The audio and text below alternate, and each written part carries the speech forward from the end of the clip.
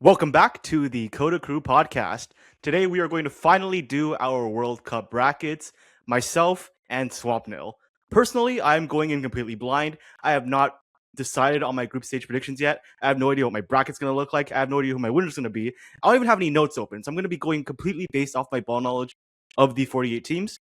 I understand Swampnil has a little bit more than me, but he's also not really sure who he has winning. This is going to be completely on the spot, so hopefully we don't make fools out of ourselves. But that being said, Swapnil, you get to go first. What's going to happen in Group A? Yeah, okay. So Group A, I have an idea, I think, of where these teams should go, but it is definitely like specific games, one of the harder groups to call in general. There are clear strengths and weaknesses for each of these teams, I think, but you do have to see how they match up. So Mexico, South Africa, first off, a great opener. Mexico are probably the most balanced side here. I think the defense, generally reliable. The offense is pretty productive. Set pieces, they're definitely good. I would say one concern is open play scoring because you can chalk in a goal for Raul Jimenez, but Santi Jimenez, little questionable. Quinones has been pretty good this season in the Saudi League, but it is the Saudi League. There's a question of like the level there. And Gilberto Mora, obviously a very promising prospect, but he is this is his first big tourney, so we can't say for sure, right? And as for South Africa, they are going to be trying to score the entire time. They're an extremely front-footed team, very fun to watch, the most fun team I think here. But they don't always get it done. Their finishing is questionable, as is I think their backline. Their goalkeeper, Ronwin Williams, absolutely amazing. He's class, but their defense is questionable. And we said this in our previous video, our power ranking, but they practically need to score two to guarantee a win anywhere. They're not getting a 1-0 win. But again, they're not that consistent with scoring either. So in this first game, I think South Africa will cause Mexico some real problems because they won't like just try to sit back and respect Mexico.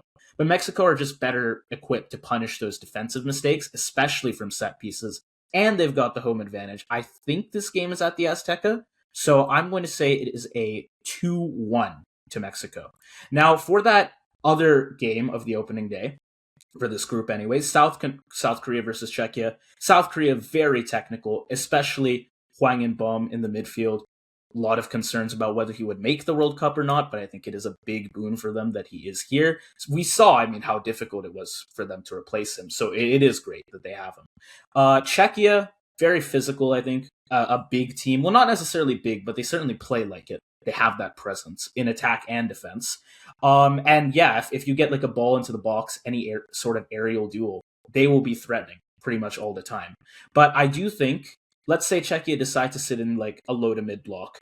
South Korea definitely have the technical players where they can work through it. Whereas Czechia, I think they could be held back a bit by Korea's defense, which isn't the best, but it's decent. So I'm going to say this one's also a 2-1 going the way of South Africa for this, or sorry, South Korea. For the second day, we have Czechia, South Africa here. It's I think South Africa might play the better football for stretches of this game, but again, Czechia's got that aerial strength, that physicality.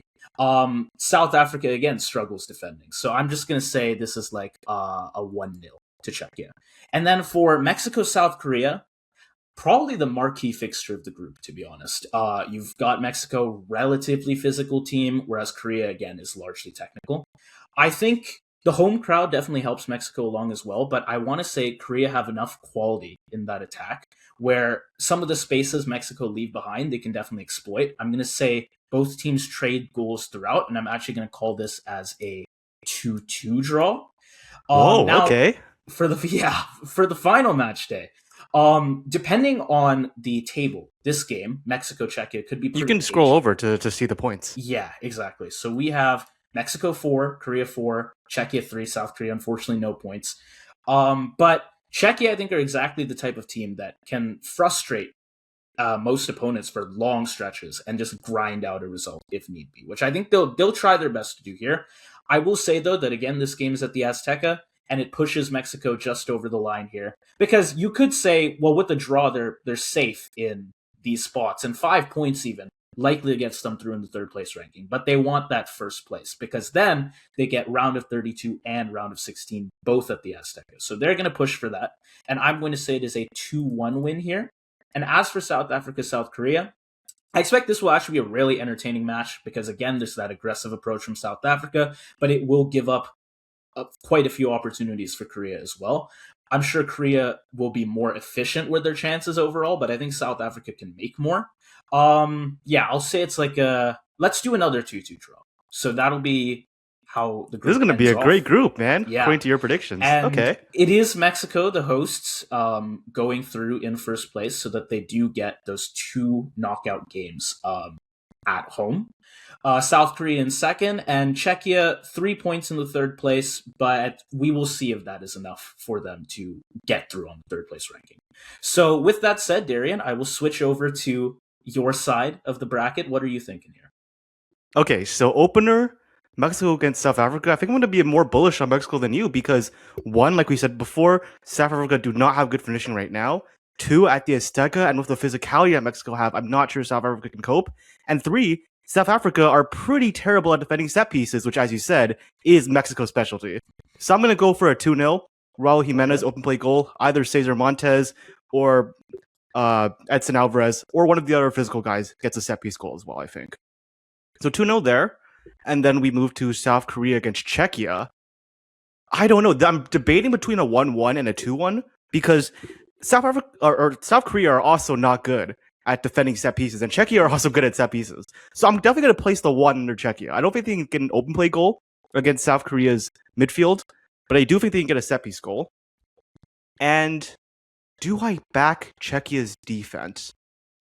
I think not. I think South Korea have too much in their front three. You know, Lee Kang-in, Hwang Hee-chan, and Sung Hyun-min. Yeah. I think they'll get 2 goals. Yeah. All right. Great. All right. So then Mexico against South Korea. Ooh. Okay. I think I'll say 1-1 because, again, South Korea, they don't really have the physicality, but they could be pretty strong in the counter, and I'm not too sure about Mexico's fullbacks either. You brought up this point in our CONCACAF video. That is maybe, if anything, one of the weaknesses of this Mexico squad. And then between South Africa and Czechia, I think you said this was going to be a 1-0 Czechia, and I agree. Because, again, Czechia are not going to give up much in the way of transition offense. They're going to just try to sit back. And I'm not very convinced by South Africa's ability to sort of break down a low block. And then as for Czechia, yeah, another set piece goal I would not be surprised by. So far we seem to be in agreement here. Yeah. All right. I'm going to actually start with the South Africa-South Korea match. Okay. This one, South Africa has to go for it. If they finish on 3 points, they can still very much qualify. They would need to get a bit lucky with the goal differential. As you can see, they're down 3. Czechia are at 0. But it's not an impossibility. So they're going to go for it. South Korea are going to be thinking to try to finish first. If they have 7 points, they would also get that advantage of getting an easier matchup in the round of 32. So I think both teams go for it. And when you look at the matchup here, South Korea, I'm very worried about their fullbacks as well. I mean, I feel like I'm worried about every team's fullbacks here except maybe Czechia with Kreji. But South Africa, they love a counterattack, man. You know, Apolis, Lyle Foster. I could see them get a goal or two here. So I'm going to actually say this ends up 2-2. I think it's going to be a high-scoring game. Both teams desperately playing for a win, but neither of them get it. And Mexico against Czechia. I think Czechia might be able to actually hold Mexico to a draw here because they have, again, a pretty physical defense. The only one that can probably deal with Mexico's set-piece attack. And like you said before, we're not so sure about Mexico's open play abilities. So I'm actually going to say this ends 1-1. I think maybe Patrick Schick gets a goal and Mexico get another set piece, maybe a corner this time. I don't know. But, I mean, remember the last Gold Cup, Mexico did not score a lot of open play goals, even in the group stage. So maybe we'll see something similar here. 5-5-4-1. That's a crazy group, man. Yeah. God damn. I mean, I've got it quite a bit more distributed. It is more of a question for Czechia, definitely, if they go through. For you, definitely, Czechia on 4 points. Very good opportunity to go through in third. Yeah. Okay, then on to Group B, our group, Canada. I think it's a bit more straightforward than Group A. Switzerland, the strongest team on paper, and also I think in form. Bro, you're still on my bracket. Oh, yes, you're right. So, all right.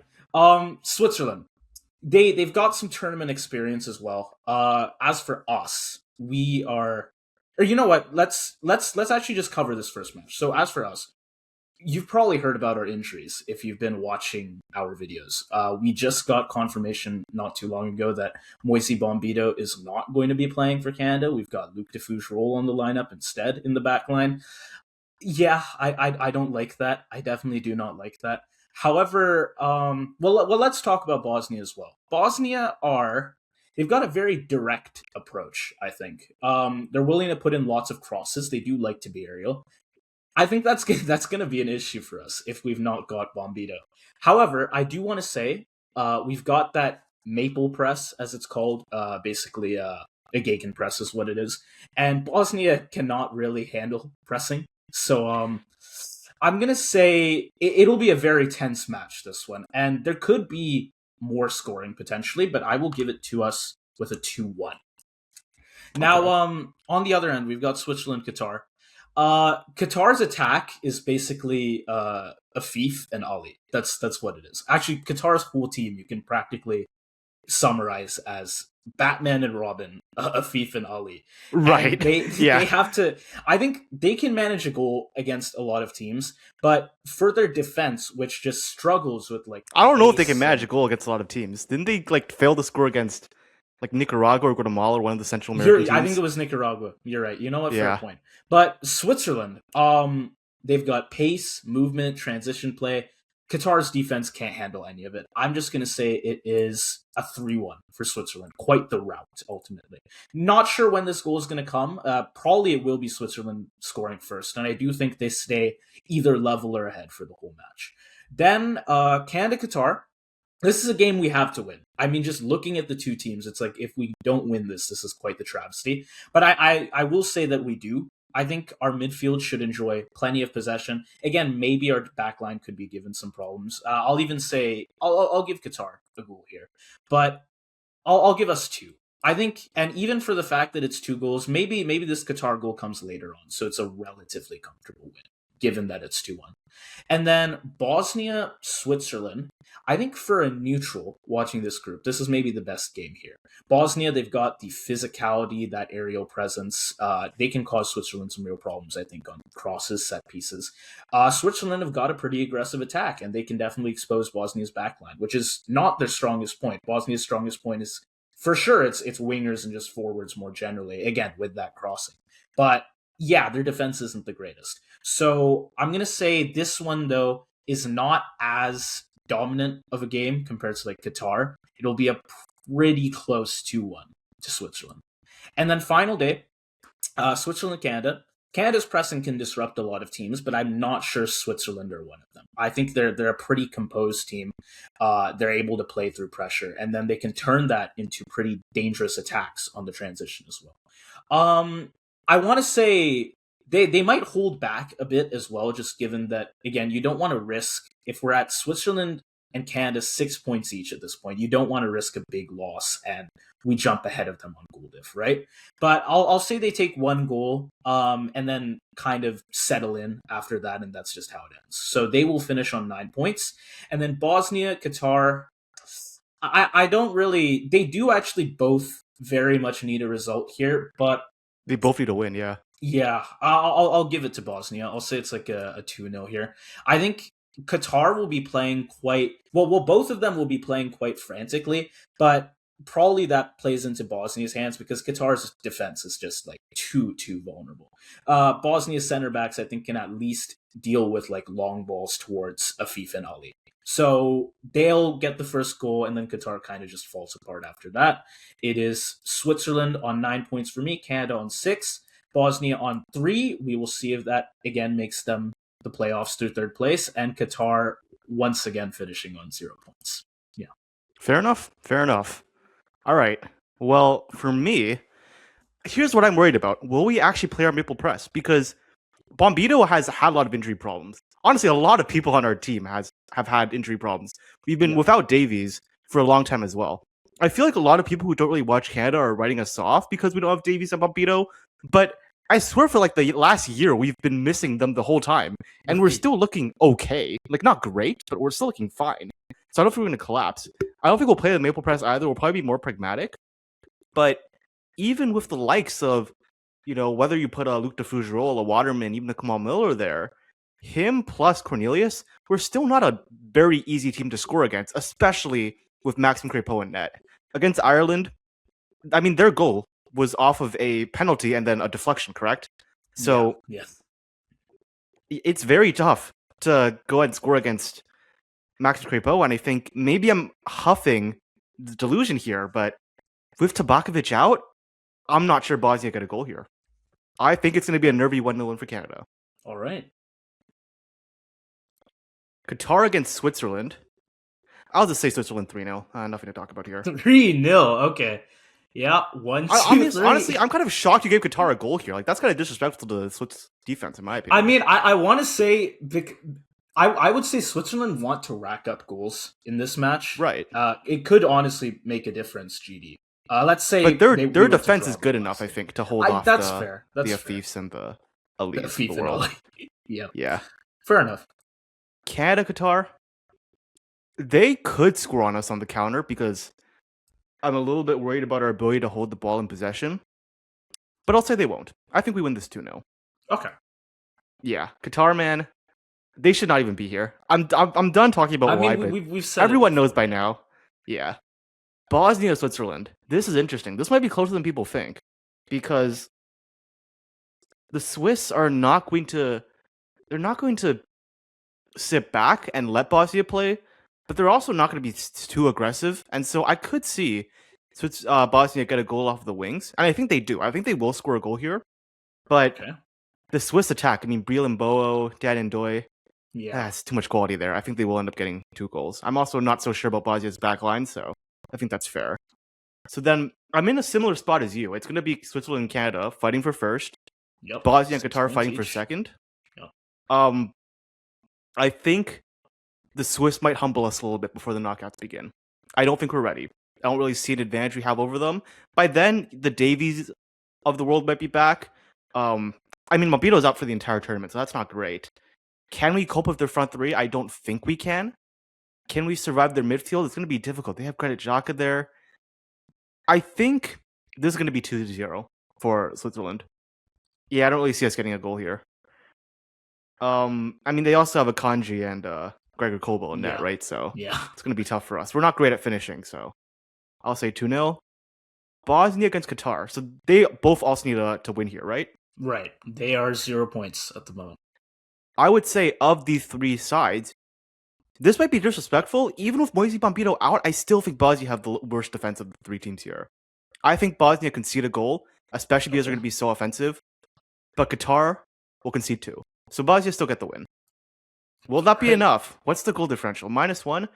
I feel like that's right on the border. I don't know if that's going to be enough. I mean, I guess the question is how many third place teams do we see with 2 points? Because I feel like a lot of these. I think you could finish with 3 points and get less than -1 goal differential as well, though.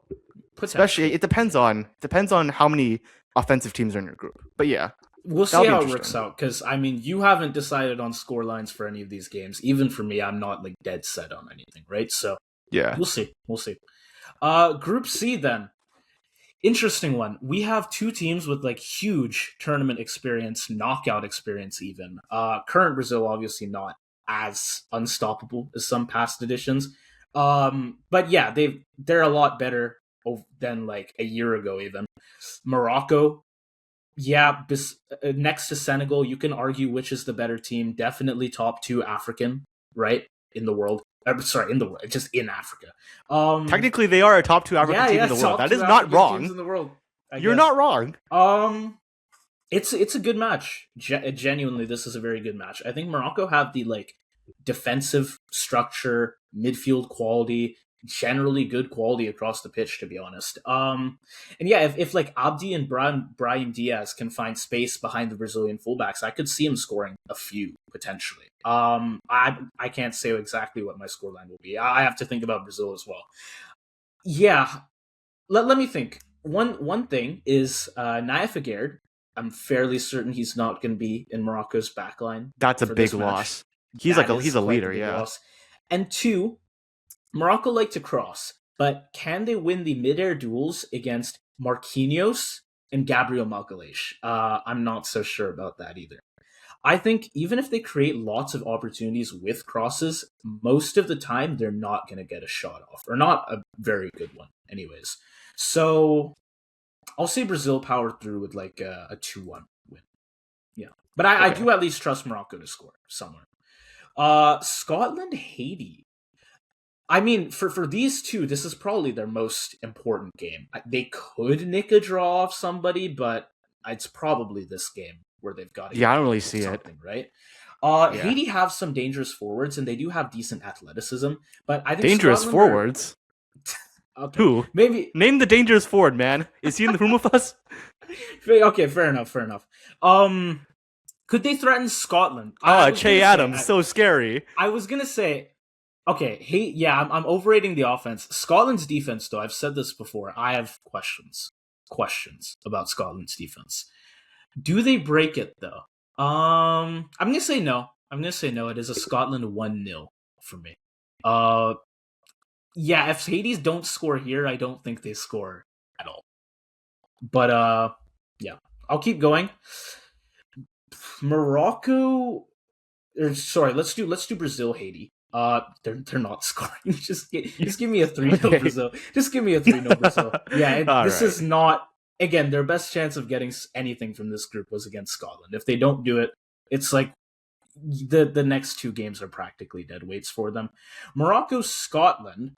I think Scotland's got a decent midfield, but again, Morocco's got athleticism. They've got technicals, exceptional technicals, especially on those wings. I think that's going to cause Scotland problems too.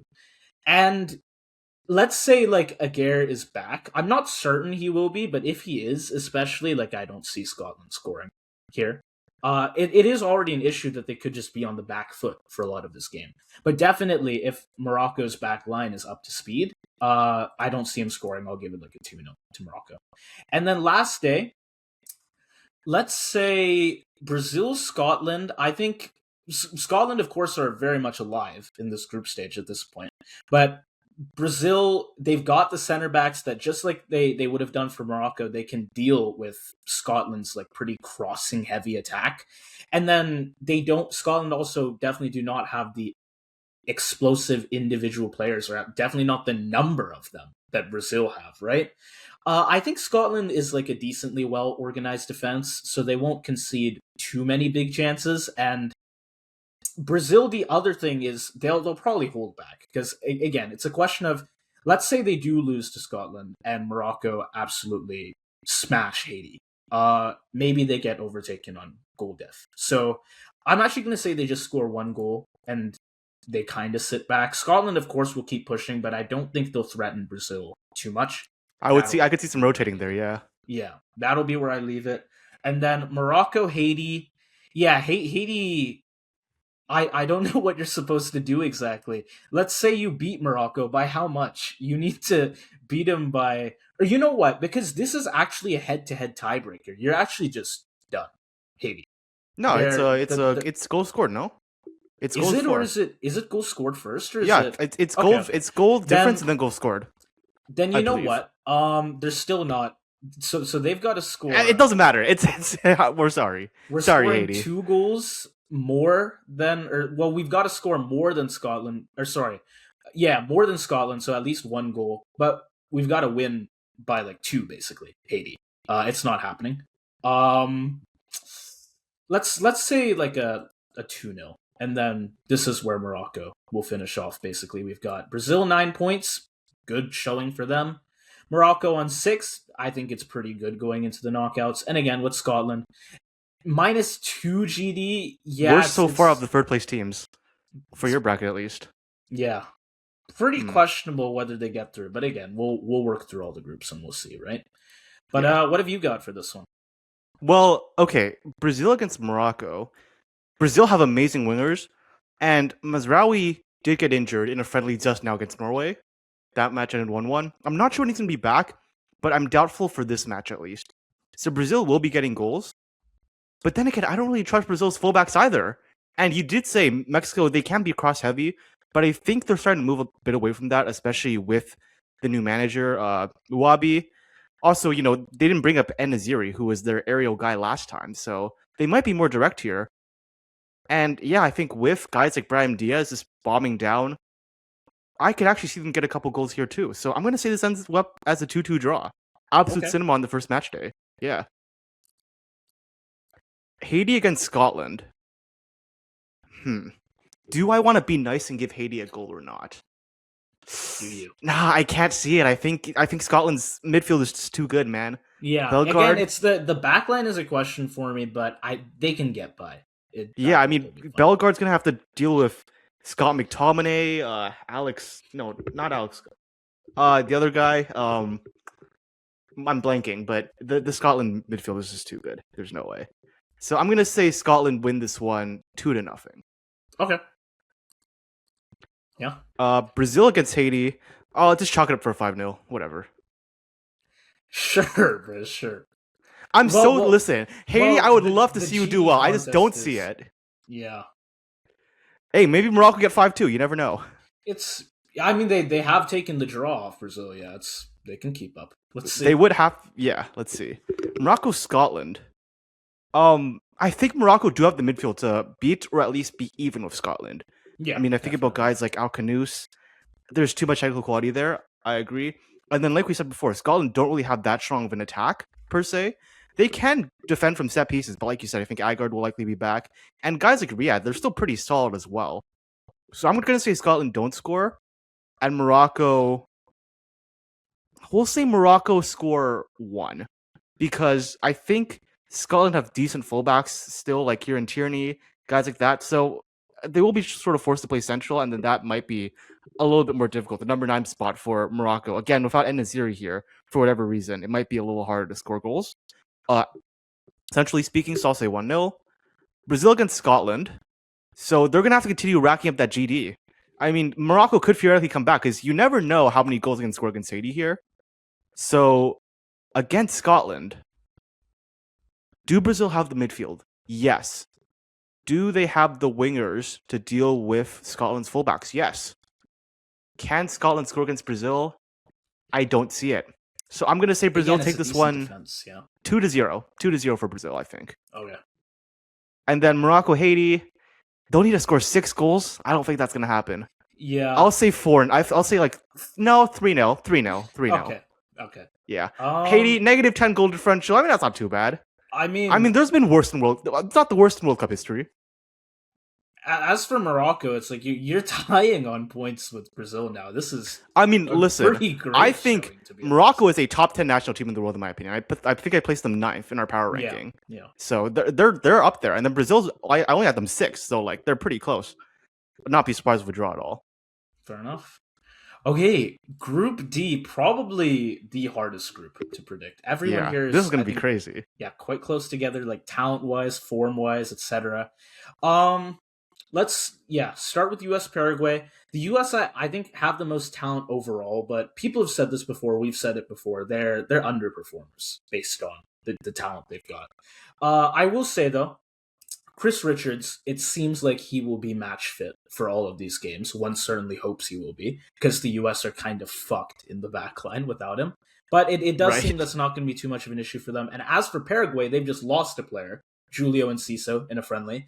Not that I think they have no opportunities to score anything without him, but it will be all the more difficult for a team that already He is their hardly best scores. offensive player, I would Yeah. say. For a team that hardly already scores anyways. So I think that this is now quite the good opening match for the Americans. It is a very disciplined team defensive wise, Paraguay. One of the best in the world. But I think the US have enough quality that given Paraguay will even be like even more on the back foot now without Enciso, they can score a goal, and if they score one goal, then I think they score two, because Paraguay have to get out of their shell. Basically, that's all it is. As for Okay. Australia Turkey, I think this is a pretty nice stylistic matchup. Turkey are going to be dominating possession, spending most of the match trying to break Australia down. Australia hardly mind it though. They sit compact, they defend aggressively, and they just look for direct attacks basically whenever they get a good opportunity. I think maybe one of the more difficult opponents Turkey could have drawn in a group, because yeah, they are so comfortable defending for long stretches. At the same time, I can't see Turkey getting shut out. They just have too much talent going forward. Maybe Arda Güler produces like a moment of quality. Turkey get a goal. I do like Australia scoring one as well, though. To be Ooh, honest, who's gonna be?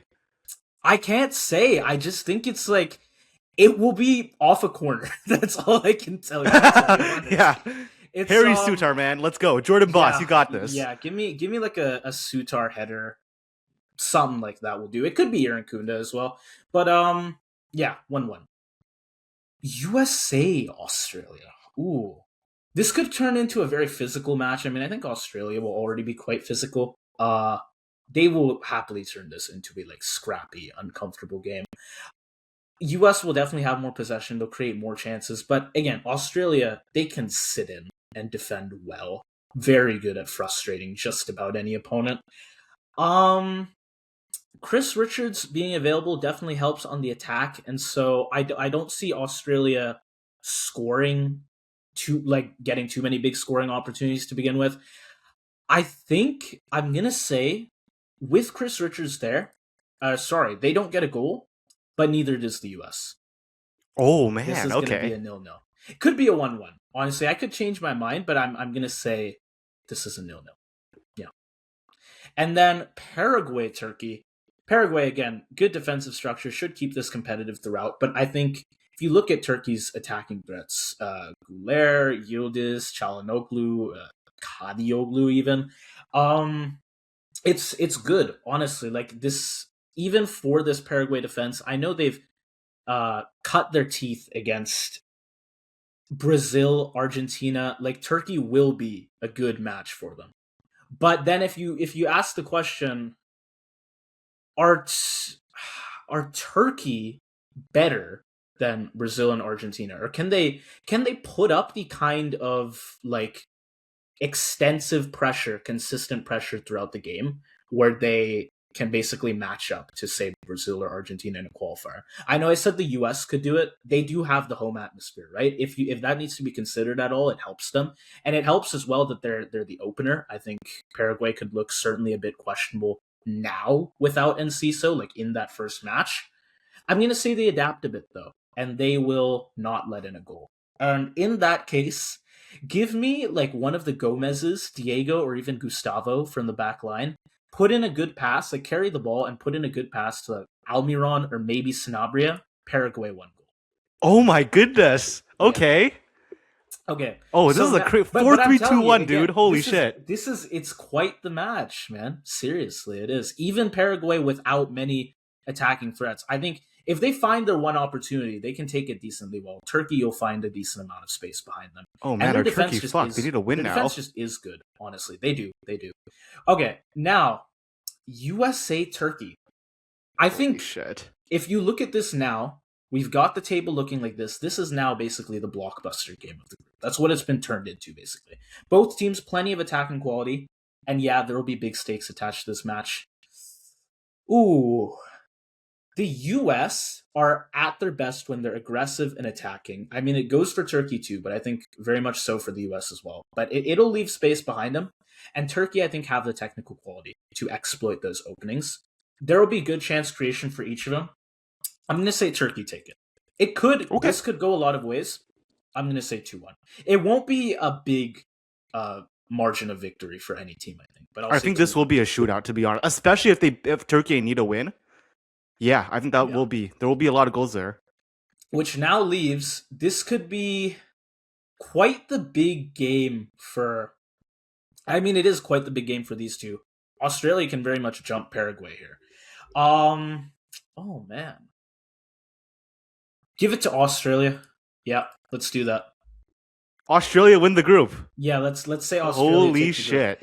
I I mean, mean, it could again, they're happen. just We did say any team can finish first, any team can finish last. yeah. So Australia are just so comfortable in cagey, low scoring matches. I think if this is Paraguay will try and see the thing is Paraguay could try and make it cagey because they would have been in third if this were again like I take this goal off Australia, they were in fourth. But the problem is Australia can deal with that. Absolutely. They're happy with that atmosphere. Can Paraguay make it a shooting match without Again, with their now weakened attack, can they make that happen? I'm not so sure. It's tough, honestly. It's so tough to call this group, but I'll say 1-0 Australia, and that does mean final day. Paraguay is getting sent from third to fourth, and they are out. Damn, bro. Damn. Okay. I'm scared because now I have to make my predictions for this group. Yeah. God damn it. Oh no. First day. I think I'm also gonna say 1-0 for USA Paraguay because Right. it's gonna be. Oh no, you said 2-0 actually, but I'm gonna say 1-0 because Yeah. if I'm Paraguay, I'm looking at this match. You want to give again, even if Julio Enciso does not come back, I think this USA match is going to be a tougher one. And you might want to think, let's just try to keep the goal differential down. Let's try to get results against the other two teams because, again, very difficult at home. And if Paraguay don't let up, I don't really trust the US's ability to break down a low block. You have guys like Omar Alderete, very strong, both aerially and just as a defender in general. We saw it at Sunderland this season. I'm going to say 1-0, yeah. Yeah. Australia against Turkey. Okay. I think Australia can get a set piece goal here as well. I do agree. Because, yeah, that is maybe a weakness of the Turkey defense. I think Australia do get a goal here. Can Turkey break down this Australian back line? I mean, I trust the Australian center backs, but I don't think I trust the fullbacks. And Turkey have very strong wingers. So I'm going to say they get 2 goals here. Two? Yeah. Okay. Fair enough. I'm going to say Turkey get the win. USA, Australia. You said 0-0 here. I'm going to say 0-0 here as well. I think this is going to be like, there's going to be a goal. There's going to be a game of like 15 yellow cards, no goals scored. No, like 2 shots on target all game. This is going to be, the US and Australians, they'll never be able to look at each other the same after this match. There's going to be a long-standing grudge. The tweets will go crazy after this match, during this match, before this match. Oh, man. Paraguay vs. Turkey, though. Again, I could see Paraguay sneak a goal here off the counter. That is a place of concern. I'm worried about who plays right back for Turkey. Because it is Miguel Almiron that will play on the left, right? Yes. I think Almiron bags a goal here. Okay. I'm going to say Almiron scores. And I'll say... Fuck, what do I say? No, leave it at 1-0. Leave it at 1-0. Okay. Yeah. God, this is such a hard group to predict, man. Holy shit. Oh my god. Okay. Australia need to beat Paraguay, so they need a win here. Right. So I'm going to do that match first, because I think that's easier to predict. If Australia go for it, can I trust Paraguay to sit back and counter? I think that ends 1-1. I think that match is going to end 1-1, because I don't trust the Australian front line much. Iracunda and Torre, I'm not sure how many goals they can get. And then Paraguay on the counter, even without Julio Enciso, they're still relatively okay. And I don't really trust the Australian fullback. So we'll say 1-1 there. Yeah. I mean, they were also, because they were sitting with like 3 points before this for you, right? So right. They're comfortable with the draw. So they'll be happy to sit back, yeah. USA, Turkey. Turkey, will they... I don't... Because in this situation, it might not be the worst idea to sit back, but I don't think that's how Turkey play. It's not their identity, is it? They like to just go for it here. So who do I have winning this match? Let's see. The US, do I trust their fullbacks? Not really. They do play pretty high up. Chris Richards will be back, though. I'm going to see Turkey score 2 goals. Okay. I think Turkey score 2 goals. Can the US's offense, rather, get 2 goals of their own? I'm going to say no. I think it's going to be 2. No, you know what? I'm going to say yes. 2-2. 2-2. Okay. I'm so unsure about this one, man. God. But you see what this means. You've got Australia eliminated. I've got Paraguay eliminated. I have Australia, Turkey, USA. You have USA, Paraguay, Turkey. What a group, man. Holy shit. So I've got the hosts in 3rd place. And again, they can make it very much off 4 points through to the knockouts. But 3rd place, you've got... You know what? I think you might have been right. It might actually be based on head-to-head and not goal differential, because I do see in your thing that the US actually has a better goal differential. And so I'm assuming because Turkey won that match. Okay, my bad. So I'm a fraud. I don't know World Cup rules. So my apologies. dude. I have Australia first, and you have them What a eliminated, fucking man. dude! I have no idea what to, bro. I love the Aussies too, man. Harry Sudar, bro, that's my guy. But I don't know, man. I don't know. Yeah, Yeah, Australians, please don't hate on me. I would love to see you guys do well. yeah. Okay, Group E, Group E. Ooh, I mean, okay, this is I think a pretty fun group. If we look at like this first match, for example, This group Germany. is stacked. Other than Curacao. Yeah, yeah. But the other thing is Germany, I think, are not quite as comfortable as like the roster would suggest. They've just been questionable in a lot of games lately, to be honest. The defensive transitions still worry me quite a bit. Is Curacao going to take advantage of it? No. The point of having Curacao here is they're an island of like 200,000 people, and it's just fun to see them in the tournament, right? Yeah, they're here for Um, the vibes. yeah, exactly. And Did you see? they Did will you bring see their vibes, national man. team? They came to the World Cup on a school bus. Dude, have you seen their They were like jerseys? dancing the bus too, bro. That was the vibes were immaculate. Dude, their kits are fire. Their fucking video for the kits was fire. It's great. They're not winning this though. They're getting pounded in this first game. I'm sorry to tell you. 4-0. 4-0. Okay. Germany is gonna want the goals. Uh this is it's literally what they did to Brazil, just rack up goals. but Oh my god. yeah, Yeah. they do want the GD for I'm safekeeping. thinking of So Bayern Munich 10, Auckland FC 0.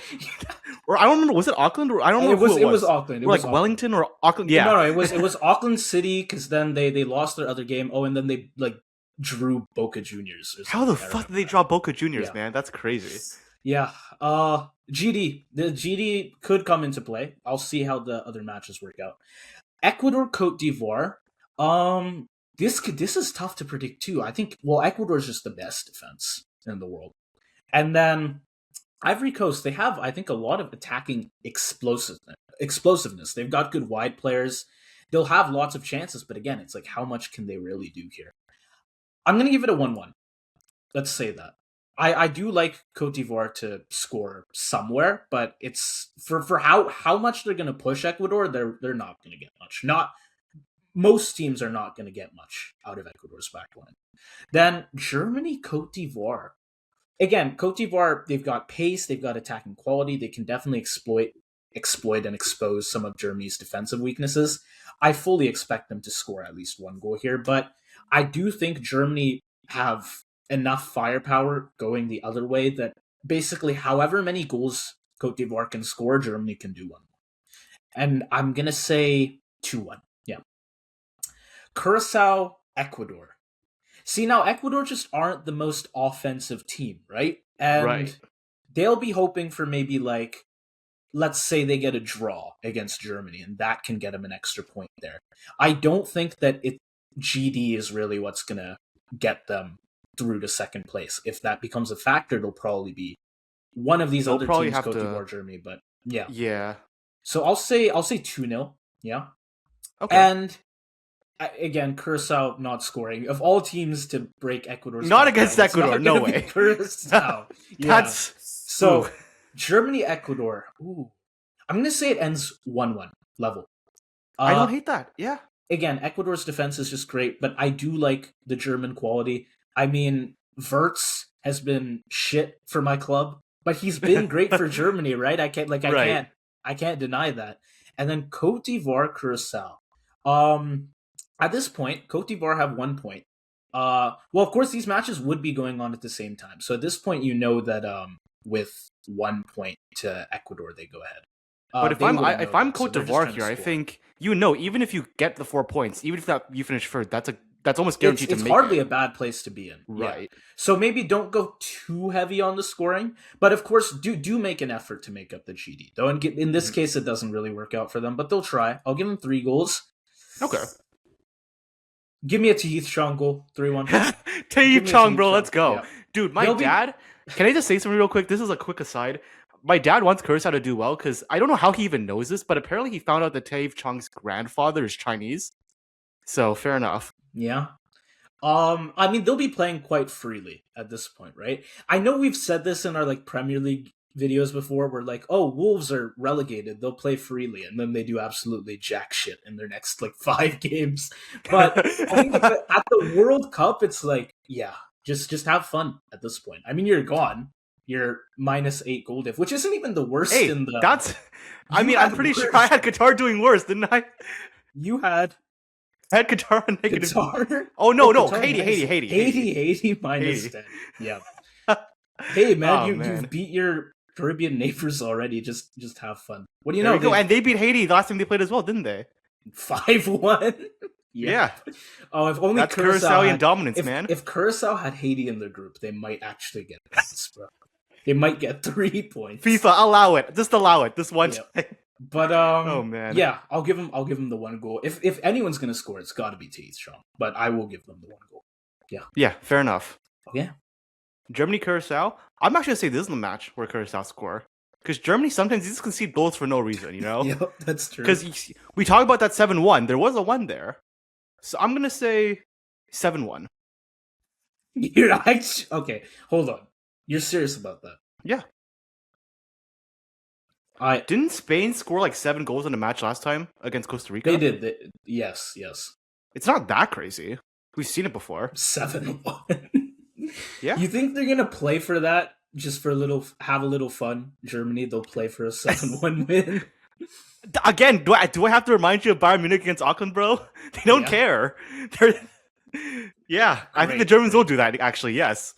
Especially because if it goes down to goal differential, you never know, right? 6 goal diff. Yeah.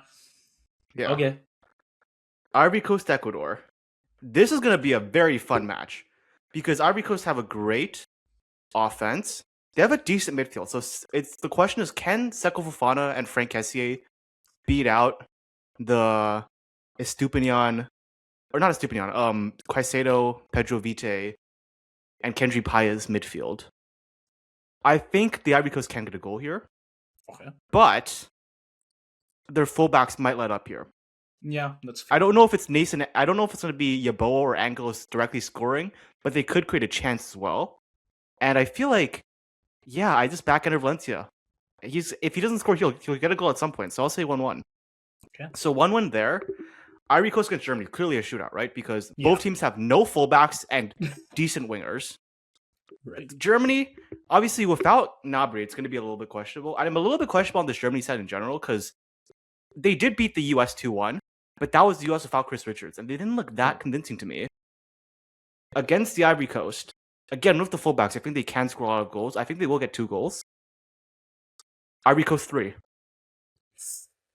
Okay. Look, I Simon mean- Adingra, Nicolas Pepe, Yeah, no, they Yanti have attacking Omande, talents. I can Amad see Diallo, it. man. It does, Dude, I don't require- trust this German backline. I don't. Yeah, it does require that the German backline has a really shitty time, but they could. They've I had won't say pretty it's- shitty times recently. I won't say it's out of the question.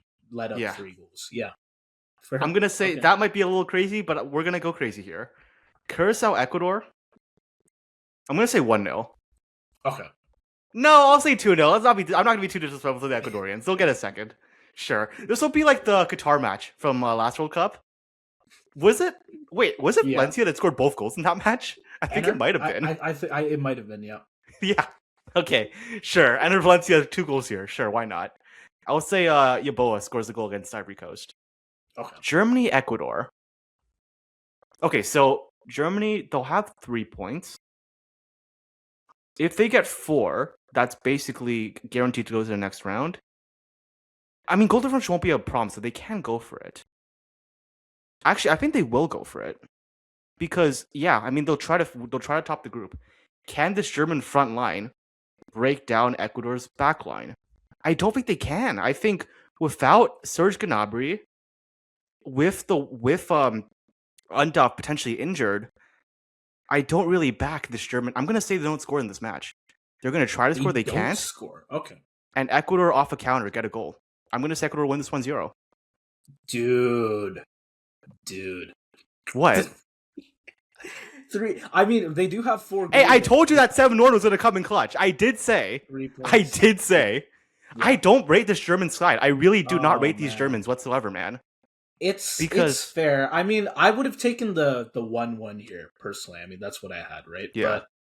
I mean, yeah, if they do lose to Cote d'Ivoire, they're not looking great either way. I They'd have mean, I already don't. been behind Here's the thing: Cote spots. d'Ivoire and Ecuador are both top. There are three top 20 national teams in this group. This is a stacked.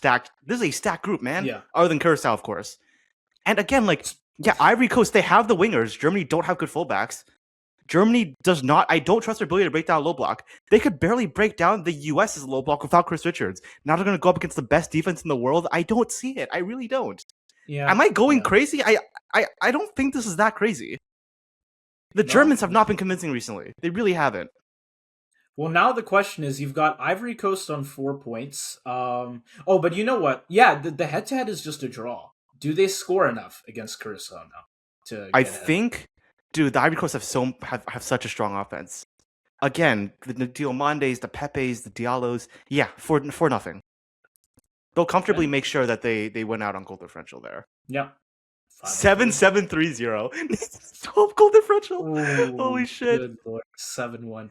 Hey, at least you got a goal, man. At least you got a goal. You got a goal against Germany. Fair enough. Yeah. Fair I enough. mean, everyone's getting goals against Germany nowadays, but Yeah.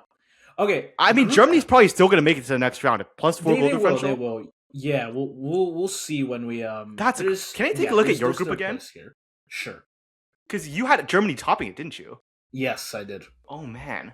So we're swapping Ivory Coast and Germany. Yeah. Wow, that's gonna be interesting. Okay. All right, Group F. I mean, talent-wise, form-wise, there are three teams clearly Go back to competing your here, go back to your. and oh yeah, and one who is not competing at all.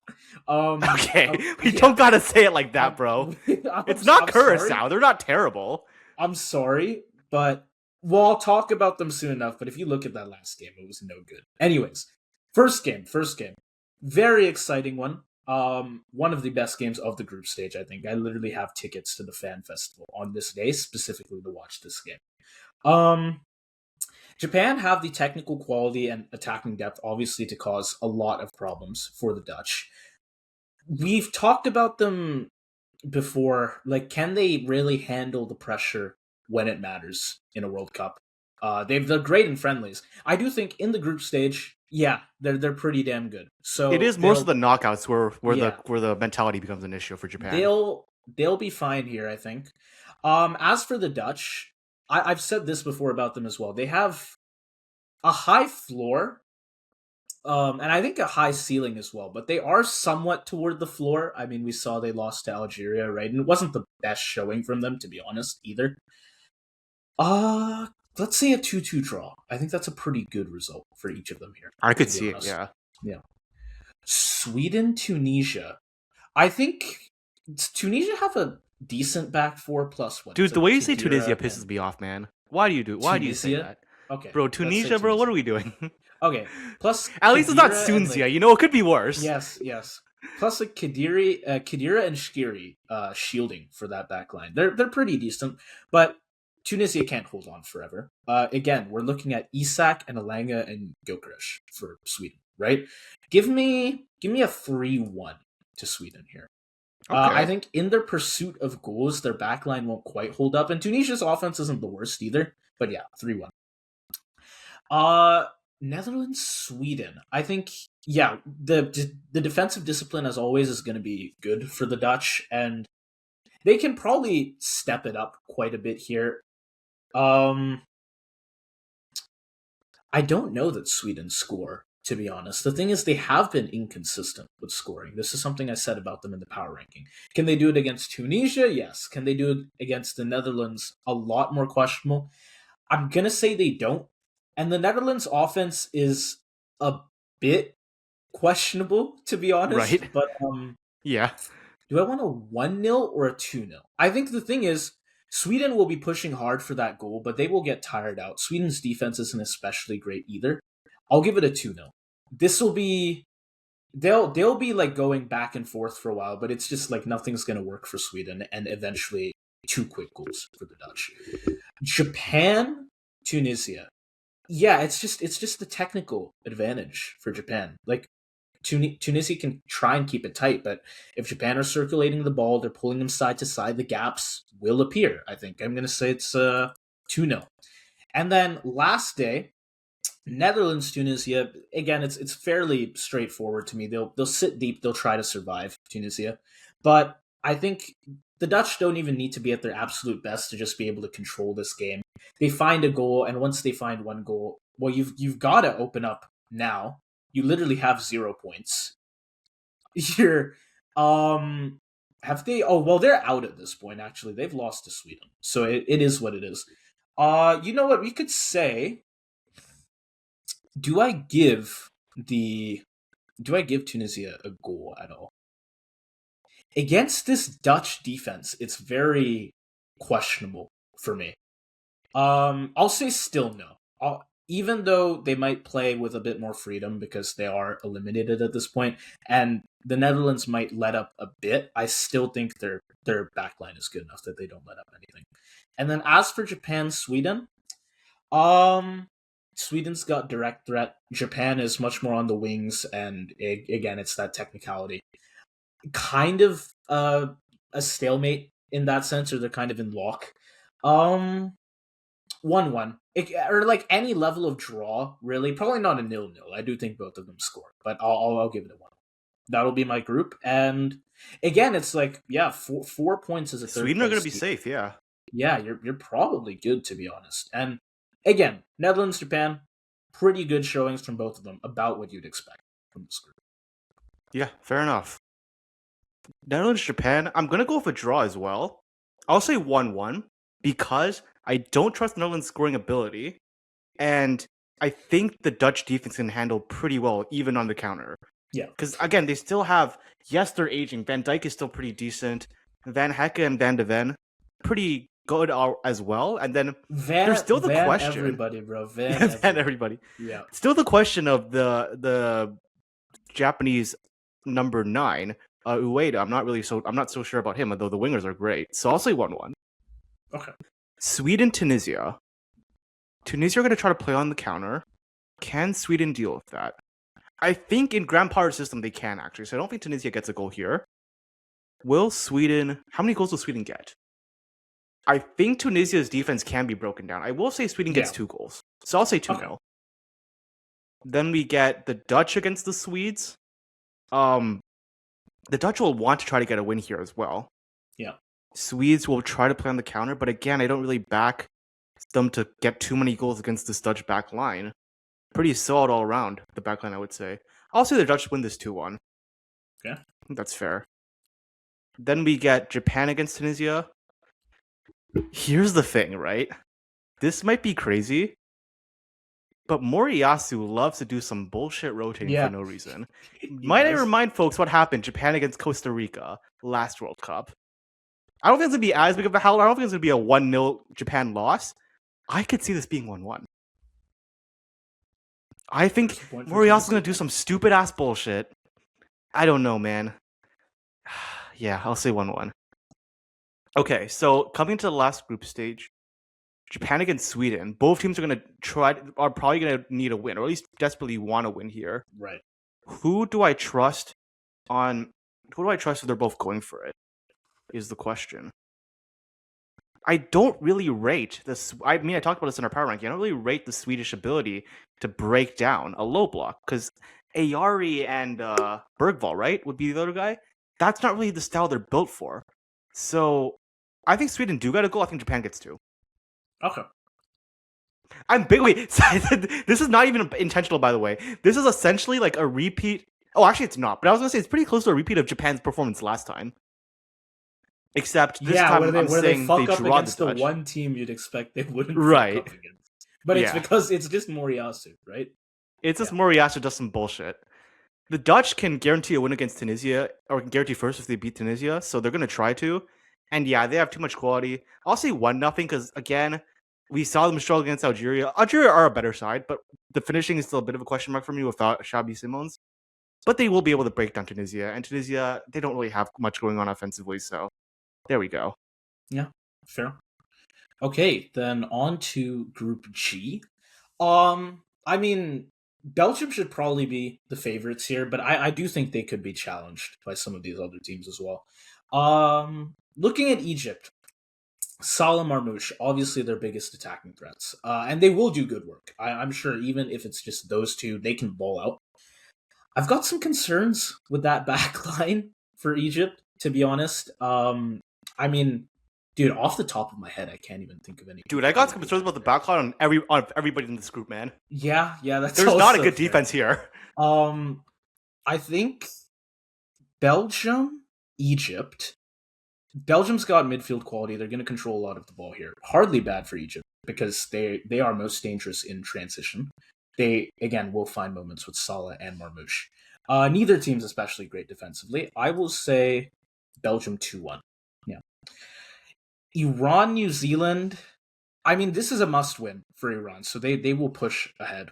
New Zealand are pretty well organized defensively, but I don't think they keep Iran scoreless. Give me a 2-0 here. Belgium, Iran now. I want to say Belgium can score a goal relatively early here, and then the game will just slowly open up over time. Iran definitely, if they're forced to chase, their defensive structure will break down a lot. And yeah, Belgium, they've got dribblers, bro. They can exploit that space. Hey, if Osmoon were here too, let's say Belgium get that first goal, maybe Iran find an equalizer and they can reset. Losing I'm not starter so as is going to be sure now. huge for. Yeah, that's a big Yeah, problem for I'm them. not. I like maybe Taremi could do something. I'm gonna say probably not. And then with if that is the case and it stays 1-0 for a while and Iran can't push on, 2-0 to Belgium is what I'll ultimately go for. Um, New Zealand versus Egypt. Yeah, I guess Egypt will probably have to take control of the ball here a lot more. It's not quite their comfort zone, but even with, let's say, New Zealand playing a bit more of a block, I do think Egypt have enough technical quality that they can get by with like a 1-0 or a 2-0. I think it could be pretty similar to Belgium Iran actually, where let's say Egypt get a goal relatively early on, and if New Zealand try and push on for a while, but it doesn't work out, then Egypt can maybe find a second, and I'll say that's what happens there. So 2-0 to Egypt. New Zealand's still scoreless thus far, which means then we go on to Egypt, Iran. I think let's do I'll do that one first. Obviously very chaotic game with a lot at stake. I mean, if you even want to talk about like politically speaking, there's a lot to this match. Oh my god. Um Yeah. Again, Iran are more direct. Egypt, they'll rely a bit more on just like good moments from their attackers, which they do often get, just like good individuality. Neither team is especially great in midfield or defense. I think in that regard, these two match up pretty nicely to each other. I'll take a draw here, and but because they will be trying to push on maybe for that sixth place spot, uh, or at least to like let's say Iran is trying to push on to make sure they stay ahead of Egypt. Same goes for Egypt even. They will keep trying to score. So instead of like a 1-1, I'm going to go for a 2-2. And then Wow. Okay. I can see Belgium it. I can see it. Belgium New Zealand. If this is ongoing, I mean Belgium already are relatively safe in this A spot. draw Well, would I guarantee it for them. yeah, exactly, because they've beaten Egypt, they've beaten Iran. On head to head they stay ahead. Um I think actually, yeah, a draw would obviously guarantee it. They could take their foot off the gas a bit, but I think they've still got pretty good quality in attack, and New Zealand just really don't. Besides Chris Wood, and Yeah. that's it. That's it. Yeah. Yeah. Yeah, Who else you gonna name, bro? that's it. So let's say it's a 2-1. I will give New Zealand a goal. Again, I think Belgium led up a bit here, but their offense is still better, and I think they'll win it anyways. So Belgium on 9 points. Egypt are on very close together. Again, they would have drawn, so it is now going to. It's either the goals for or it's the goal diff, but either way, But Egypt is gold diff will just get Egypt the edge. barely ahead. Yeah. All right. What All have you right. got? Okay. Let's start with Belgium against Egypt. Egypt will try to push on the counter. I think you're right about that. I could see Belgium let up a goal on the wings. Yeah, because Salah Marmoush. Yeah, I think Egypt will get a goal here. I will say Belgium get. I'll say Belgium get three actually because they can break down a low block pretty well. I mean, I think about that destruction of the USA a few months ago. Was it 5-2, 6-2, something like that? 5-2. 5-2 Yeah, is what it I think was. this could be Yeah. 3-1. I don't think that's crazy at all because I mean you still got the Ketelaere, Doku.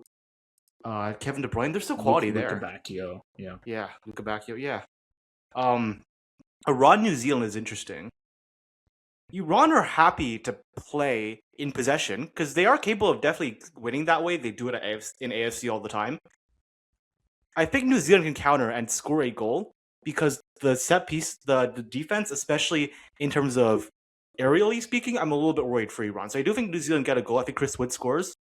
I'm going to give Iran the 2-1 win, though, because I Okay. don't rate the New Zealand backline at all. And Mehdi Taremi, Gayadi, there's still quality there. Yeah. Yeah. Iran could do it, yeah. Belgium against Iran. Honestly, I'm going to say a carbon copy 3-1. I think it's going to be the same thing. Exact same situation. I don't rate Iran's backline enough. Iran have the quality to get a goal on the wings. Yeah, 3-1. I think that's fair. Egypt, New Zealand. I think Egypt will be a little more hesitant to be on the ball too much. I'm going to say they win this 2-0. I think they won't let New Zealand counter as much, and so New Zealand aren't going to score here. So the situation we're at now is Iran have to go for it, and Egypt have to score on the counter. Yeah. I mean, it's practically what I had earlier, right? Right, it is. Egypt just won ahead on. I'll just start with this. The Belgium-New Zealand match, if Belgium get a draw, it's similar to you, though they're guaranteed to go through. I think Belgium would do some rotating here, and then somehow they just get a draw. So I'll say 1-1, actually. I think they'll just try to make sure the guys don't get injured. And yeah, they're not going to be too worried about trying to get too many goals. It doesn't really matter for them. So 1-1, Egypt, Iran. So Iran are going to be on the front foot because they're the ones who have to win, whereas Egypt, all they have to do is draw to finish second. Yeah. So Egypt on the counterattack. Can they score? Yes. Do I trust Iran to break down Egypt's backline? Also, yes. I think Iran have better quality in the midfield. Right. And I think... But how many goals does I'll say 2-1, because again, Iran are experienced of breaking down low blocks from the AFC. Yes, they usually have Sadr Azmin in those situations, but still, Mehdi Taremi is still a guy. He's still that guy. So yeah, I think this is a fair result. I think Iran finished second. Quite the good showing for Iran, and I mean, if they got through on third place, you could think they get a real bad team in the round of 32, and they just get knocked out immediately. But this is now they could theoretically get to the round of 16. Yeah, we'll see who they match up with, but yeah, it's not bad. Okay, then Group H. I want to say this group is a relatively straightforward one. There's like a clear top end here: Spain, Uruguay. Spain, obviously, strongest side both on paper and in recent form. Even with like a few injury concerns, I think they still have enough depth, midfield control that they can dictate like pretty much every game here. And then Uruguay, they're in quite the awkward phase where like obviously the structure is still strong, but the attacking output hasn't quite been there. It is, as we said in our last video, a big improvement over what they were doing like a few months ago, right? But still there's work to be done. And then Saudi, Cape Verde, definitely a little more questionable how you should order them. Saudi's lacking a cutting edge. Cape Verde, I think, just haven't played him against many great teams. I mean, they literally had at least outside of Africa, outside of the continent, yeah. Yeah, and then they literally had a friendly yesterday against like Bermuda, and they smashed them 5-0. But it's Bermuda. Yeah, so then Spain, Cape Verde, yeah, they'll try and stay compact and just like go for a draw, but it's not gonna work. It's Spain, so 2-0. Saudi, Uruguay, I think. I mean, 2-0 is not even a bad result for Cabo Verde. Like I think they would take that. GD is not too bad. They could make it up potentially, right? Because that's by far the biggest threat in the group. Yeah. Saudi, Uruguay, I think this will be a relatively slow physical game. Chances pretty limited on both sides. Saudi Arabia probably will be sort of sitting in here. Try to avoid getting exposed. But I don't think they can hold on forever. I'm going to say it is very low scoring, but it will be a 1-0 to Uruguay. That's what I'll have here. Okay. Saudi v Spain. Yeah, I think in terms of like position, like field position, and of course possession as well, Spain is going to dominate this from start to finish. And I don't think Saudi's structure is going to hold for that long. I'm going to say it's like a 3-0 here. Could be 2-0 as well. Actually, if I have to pick which one of these teams is going to give up less to Spain, I'll pick Saudi. Or sorry, I'll pick Cape Verde. Especially because the Lamine Yamals of the world, the Nico Williams, might not be back for Cape Verde. They won't be back for the first match, but they might be for the second. Yeah. A bit unfortunate for Saudi, perhaps. But Then we go to Cape Verde and Uruguay. I mean, I'm still gonna have Uruguay winning it, but Cape Verde, they can sit deep and they can try and just like hit those direct transitions from time to time. And Uruguay do lack consistent attacking fluency, and their pressure just generally I feel like is on and off. Right now it is, anyways. I'm actually gonna say Cape Verde managed to sneak a goal in here. I'm going to give Yeah, Uruguay I the could see win that. still, but I will give Cape Verde a goal. Probably it's gonna be like Stapira, right? Who's scoring this. But Sure. yeah. Whoever it is, they do get one here. So they at least have one goal of the tourney. That's nice. Spain, Uruguay. Ooh. This game could be a bit of a grind, honestly. I mean, Spain will take the possession and territory, but Uruguay, I think, could very well disrupt the rhythm, stay compact if they need to. In that case, I could give like a 2-1 win or a 1-0 win to either team. But the other thing is, they're going to want to, I guess, they'll probably want to relax a bit, knowing that literally neither of their places can be taken away here, right? It's Uruguay who's got to try and push for like a 2-goal win so that they can Or just the win. or not a 2-goal win, yeah, just a win. Just They the have win. to win. And if it's a draw, then it's Spain ahead. I don't think Uruguay will push too hard for the win here. Again, it's not even a question of like, oh, is anyone below them gonna take them over? Because they can't. It's just The injuries, right? probably avoiding injuries. Yeah. Yeah. So let's give it a 1-1.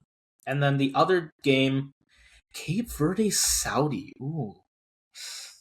While they are ahead by a single goal diff, or if They it is both need a goal win. scored, Like one it's point's not enough. yeah, exactly. Um, ooh, if I think if either of these teams had actual points coming into this game, I would give it to Saudi. But again, there's going to be desperation here. The Saudis at this point don't have any goals. Yeah, it's desperate, and I think with a more back and forth game, I'm going to say it actually goes to Cape Verde, and I will give them 2-1. Let's say 2-1. I will say Saudi score at some point, but again, it's just pressure on them right now. And Cape Verde, 3 points, -2 goal diff. I don't know that it gets you through, but 3 points in your first I ever think World Cup as a country here's the of that thing. I think size. the green like that tells you who's going through or not. So far we've done 8 teams. So obviously all 8 of the third place teams are going to go through. Yeah, right. We But will as see. you do the last four groups, we'll see some of those teams that have the green marker right now lose it. Right. So we'll see. We'll see what happens. Okay. Anyways, Spain against Cabo Verde. I'm going to say 3-0. I think Spain are very good offensively. They're not going to pull any punches. Yes, with Lamine Yamal and Nico Williams out, it's not going to be as crazy, but I think 3-0 is pretty reasonable. Saudi Arabia, Uruguay. Can the Saudis counter and score a goal against Uruguay? I don't think so. I think Uruguay's midfield and defense is too strong. It's really only the attack where I'm worried for Uruguay. I think they'll only get one goal because, I mean, I talked about this already, but I talked about this in the last video anyways. Rodriguez, Palestri, and Darwin Nunez, not a great front three, so I'll say Yeah. 1-0 for Uruguay. All right. Spain, Saudi Arabia. Ooh, man, I'm gonna say 5-0, man. I don't think Okay. I don't think the Saudis have a prayer in this one. That's tough. Cape Verde against Uruguay.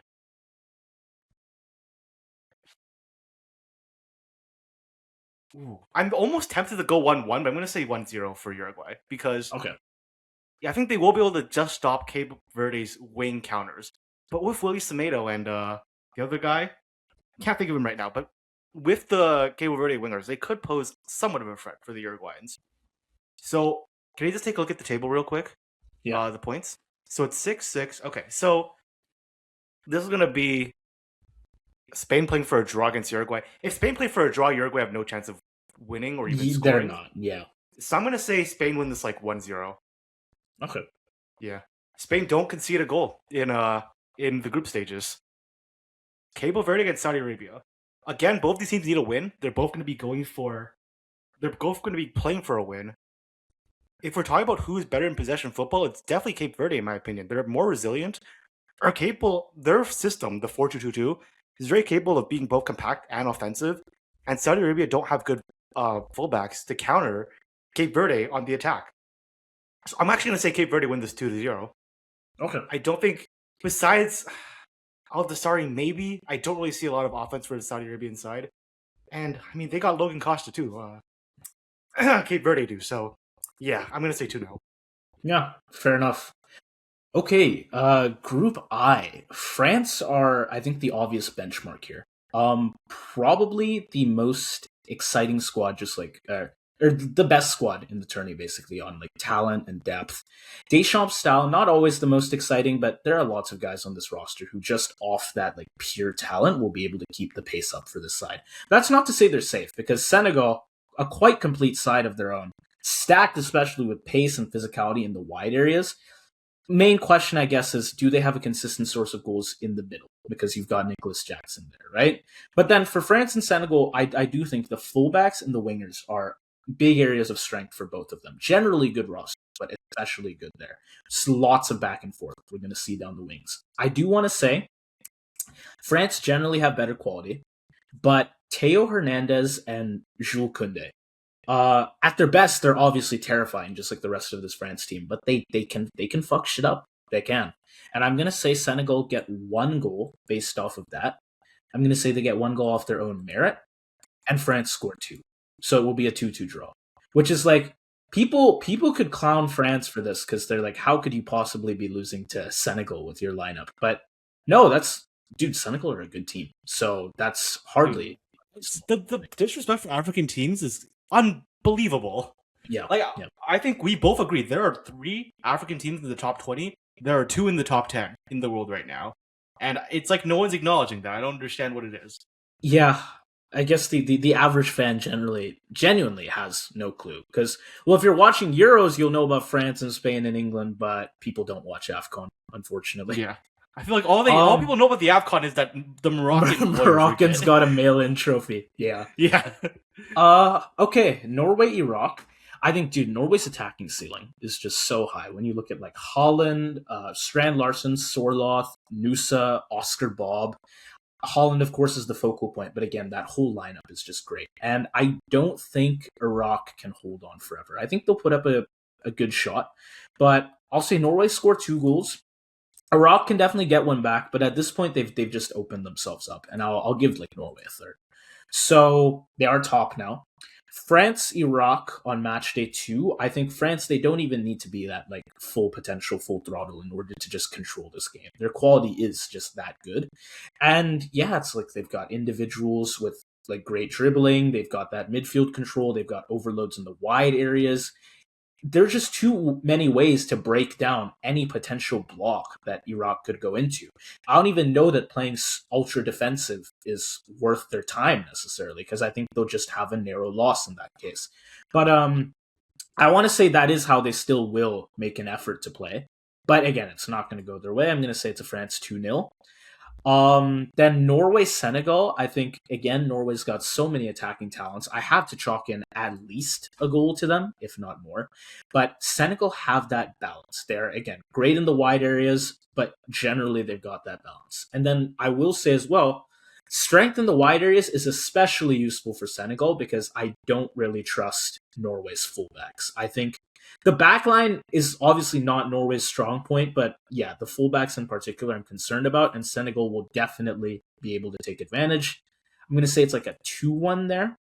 France, Norway on the final day with obviously like first place in this group still up for grabs. Dude, that is going to be one hell of a match. France through midfield, yeah, they're going to have a lot of control over this game, but Norway can definitely, if they want to pull some like end to end transitions and fast breaks, they can definitely get it done. They will be scoring. Just having Holland there almost guarantees you're going to have at least one goal in a game like this. And again, like I said, France's defensive line, not immune to like shitting the bed, just moments of instability, right? Very, very true. We saw this against Cote d'Ivoire, yeah. But at the same time, France's attacking depth is just ridiculous. And I think they can punish you with multiple goals all at once. It doesn't even need to be. Well, Norway even could do that as well. But France, too, I think. They could hit them for 2-3 goals at a time. I'll say 3-2. It is going to be, for one of these high-scoring matches, it's going to be basically the most like high-scoring, balanced match I have, where it could really be both teams that are able to take the win just barely. And both teams will be going for it too. Yeah, they will be. And then Senegal, Iraq. Ooh, Senegal have, I think, the rosters all around good. They've also got good structure, and I want to say they can manage this pretty cleanly. Iraq, they'll be eliminated at this point, because they do have they're Lost to Norway. down on the head to head against Norway, so they're just done at this point. And I think they could score. It'll either be like a Senegal 1-0 or an Iraq 2-1. I think Senegal's front line is already very good, and they will be as well pushing for that goal diff to actually beat France. I could even say it's like a 3-1. You know what? Let's say Senegal's backline is good enough that they don't let Iraq score, but it'll be a 2-0, and yeah, it's going to mean that goal diff is the same as France, but because France have the extra goals scored, it is going to be them that stay just barely ahead of Senegal. I mean, really. This group will be absolute cinema. This is a brilliant group, seriously. Yeah. Okay, what have you got, man? All right. Okay, France, Senegal. I'm tempted to say 2-2 as well, but I don't know if Koulibaly will be back, and even if he is, he's not going to be at full strength. And I think Senegal need Koulibaly to be at full strength to hold off Turkey, Dembele, Mbappe, right? So I'm going to say 2-1. Because like you said, the French fullback's not that great, and Senegal have very strong wingers, Njai, Sadio Mane, etc. So I think Senegal do get a goal, but France ultimately win 2-1. Iraq, Norway. I think you gave Iraq too much respect. They can score a goal against Norway, especially on the counter. I think Norway get 4. Okay. They just absolutely eviscerate them on the attack, man. Nusa, Bob, Sorloff, Holland. You could give him Odegaard, each a goal, man. Seriously. Bro, man. All 5 of them get a goal. It's going to be... Okay. Oh, wait, no. Sorry. Yeah, no, 5. Yeah, why not? Okay, sure. France, Iraq, bro. I'm going to say 4-0. I think Iraq are just fucked in this group. I'm so sorry. Yeah. I didn't rate them that low in our power rankings. This is an insane group. At least they're not Saudi Arabia, man. Saudi, I think we both said they would not score. Fair enough. Dude, everyone in this group has semi-final potential. Besides Iraq. Seriously. They're actually so cooked. Yeah. This is a bad draw. This is really a bad draw. It's unfortunate. Oh, man. Senegal, Norway, the marquee matchup. At least one of the marquee... I mean, I think every matchup that doesn't involve Iraq is a marquee matchup.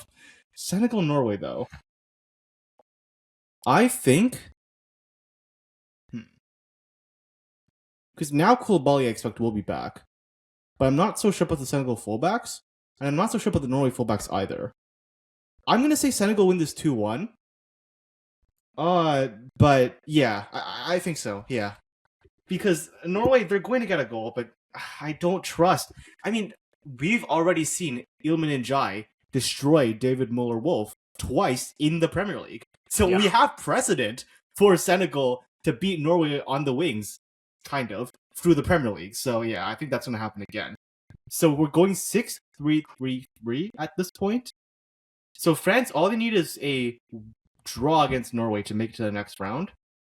And so I think they're going to sit back. I think they're going to do a little bit of rotating. And I think Norway can get that draw, actually. Because I think if France try to play some backups, like especially a Bradley Barcola who cannot finish for shit, how much can they actually take advantage of Norway's weak fullbacks? Whereas Norway, they need to get this win, or at least get a result. And so they're going to be able to take advantage of France's weak fullbacks, especially if they're rotating. The Hernandezes, the Koundés, man. Like, there's some question marks there. So I'm going to say this one ends 2-2, actually. Or actually, no, I'll say 1-1. I'll temper a little. I'll say 1-1. But now, is that effort for naught because Senegal is playing Iraq? Well, I think Senegal get a solid 2-0 win here. Okay. But it won't be for naught because that 4th point for Norway will basically guarantee them making it. Yeah, that's fair. Right. That's crazy. How do you finish third and have a positive 3-goal differential? Oh my god, -10 for Iraq. Oh no. Oh no. Okay. Yikes. I mean, again, I'll say, like, Saudi, you have finishing on better goal diff. I also have them finishing on, well, a lot better. My guys, they're finishing on way better goal diff than your guys are. But still, Iraq gets a goal, so fair enough. Fair enough. Yeah. Okay. And I will say as well, I actually, you know what? I don't have the same third place team eliminated thus far as you do. That's interesting. Who do I you have have eliminated? Scotland Scotland. eliminated with And -2 goal diff, I didn't have whereas Cabo Verde Cape down Verde too. had Interesting. also -2, but I'm guessing more goals scored. And then yeah, you have Cape Yeah. Verde out already. Yeah. Interesting. Okay. Well, then with that, we can go to Group J. I mean, there's a clear top end here, right? It's Argentina. Right. And I don't know that they're going to struggle too much here. You could say honestly, they don't always start tournaments that well. I mean, we saw it last time, right? But they can always still pull back. For the other teams though, I think they can all kind of compete for those second and third places, but it's definitely not as clear who's going to be where. In this first game, Algeria. I mean, they've got decent quality. Mahrez and Amora definitely have potential up front, but I do find they're a bit inconsistent. And certainly in this group, I think even their you'll see it in a later game, but their level can swing literally just based on who they're playing. And yeah, I think Argentina could have a bit of a slow start here, but I'm not gonna say that then leads to them losing to Algeria. So it's gonna be a 1-0 for me. Um, Austria, Jordan. Austria is going to press hard. They're going to get a good bit of the ball, and certainly they're going to force a lot of turnovers from Jordan. I'm confident they at least score a goal, if not more. Yes, Jordan can work well on the fast break, um, punish that space behind the Austrian press, but I do think Austria will be good enough that they let up very few chances for Jordan. So I'm going to say 2-1. Argentina, Austria. I'm going to say 2-2. I've got here. Yeah. You know what? Let's keep it that way. I think this game could honestly go a lot of ways because Argentina's got great build-up. Austria can definitely break it up, force some uncomfortable sequences, a few key errors from Argentina. That press really is that great, right? Of course, Argentina can definitely get some good runs in behind. They can get past that press, and there will be space for them to utilize once they're there. I don't think either team can really take control of this game. I do think they can both score. So yeah, give me I think that's going to be a 2-2. That is chaotic going to be game. Both quite teams the playing result. hyper offensive football. All Yeah, four teams in this group playing hyper offensive football. yeah.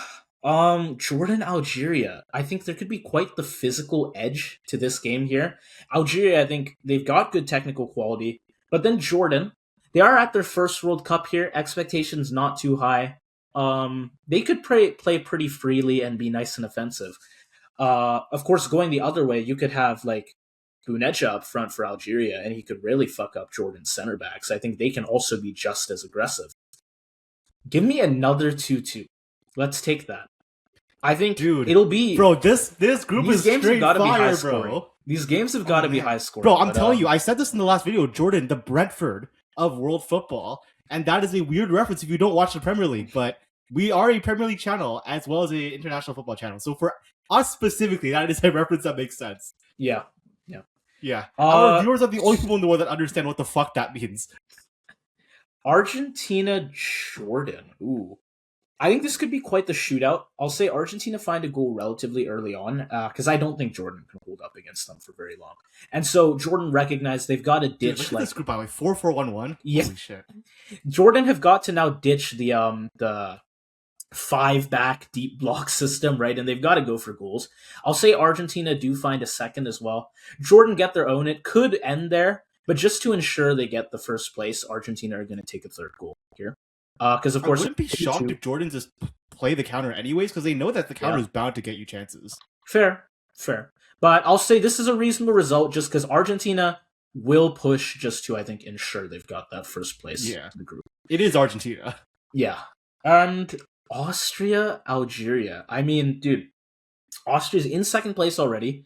Algeria is, I think, needing they need a win by a goal to get ahead of them, and because then at least head to head is going to get them ahead, right?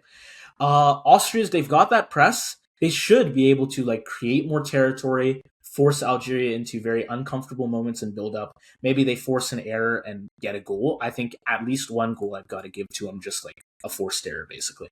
But if you know the history here, World Cup Oh my '84, god. disgrace The of Gihon. the 82. Algeria is not, yeah, '82, I think. Algeria is not going to fold because they get scored on once here. Oh my They are goodness. out for Absolute revenge. cinema. This game is going to, if it doesn't start this way, it will at least turn into fouls, stoppages, and lots of frustration on both I think it's sides. definitely more so the Algerians who are going to be pissed off coming Yes, to this match. but that's I but feel like that's the the thing. Austrian fans might be like, why the fuck do they hate us so much? What's going on? Because especially I younger Austrians, they wonder. might not even know the history. They might not. The Algerians will all know. The They've known Algerians, though, ever they're since not going this to group was forget. They will drawn. not They've forget. known. This Yeah, is like the Ghana Uruguay rivalry, bro. Bro, the way Ghana were celebrating, even though they were out when Uruguay were out yeah, last World yeah. Cup, bro, that was equal to them winning it, bro. Yeah, this is gonna be crazy, and Give me an that's rough Algeria win. because Give oh me 2 oh 1. shit, I will take it.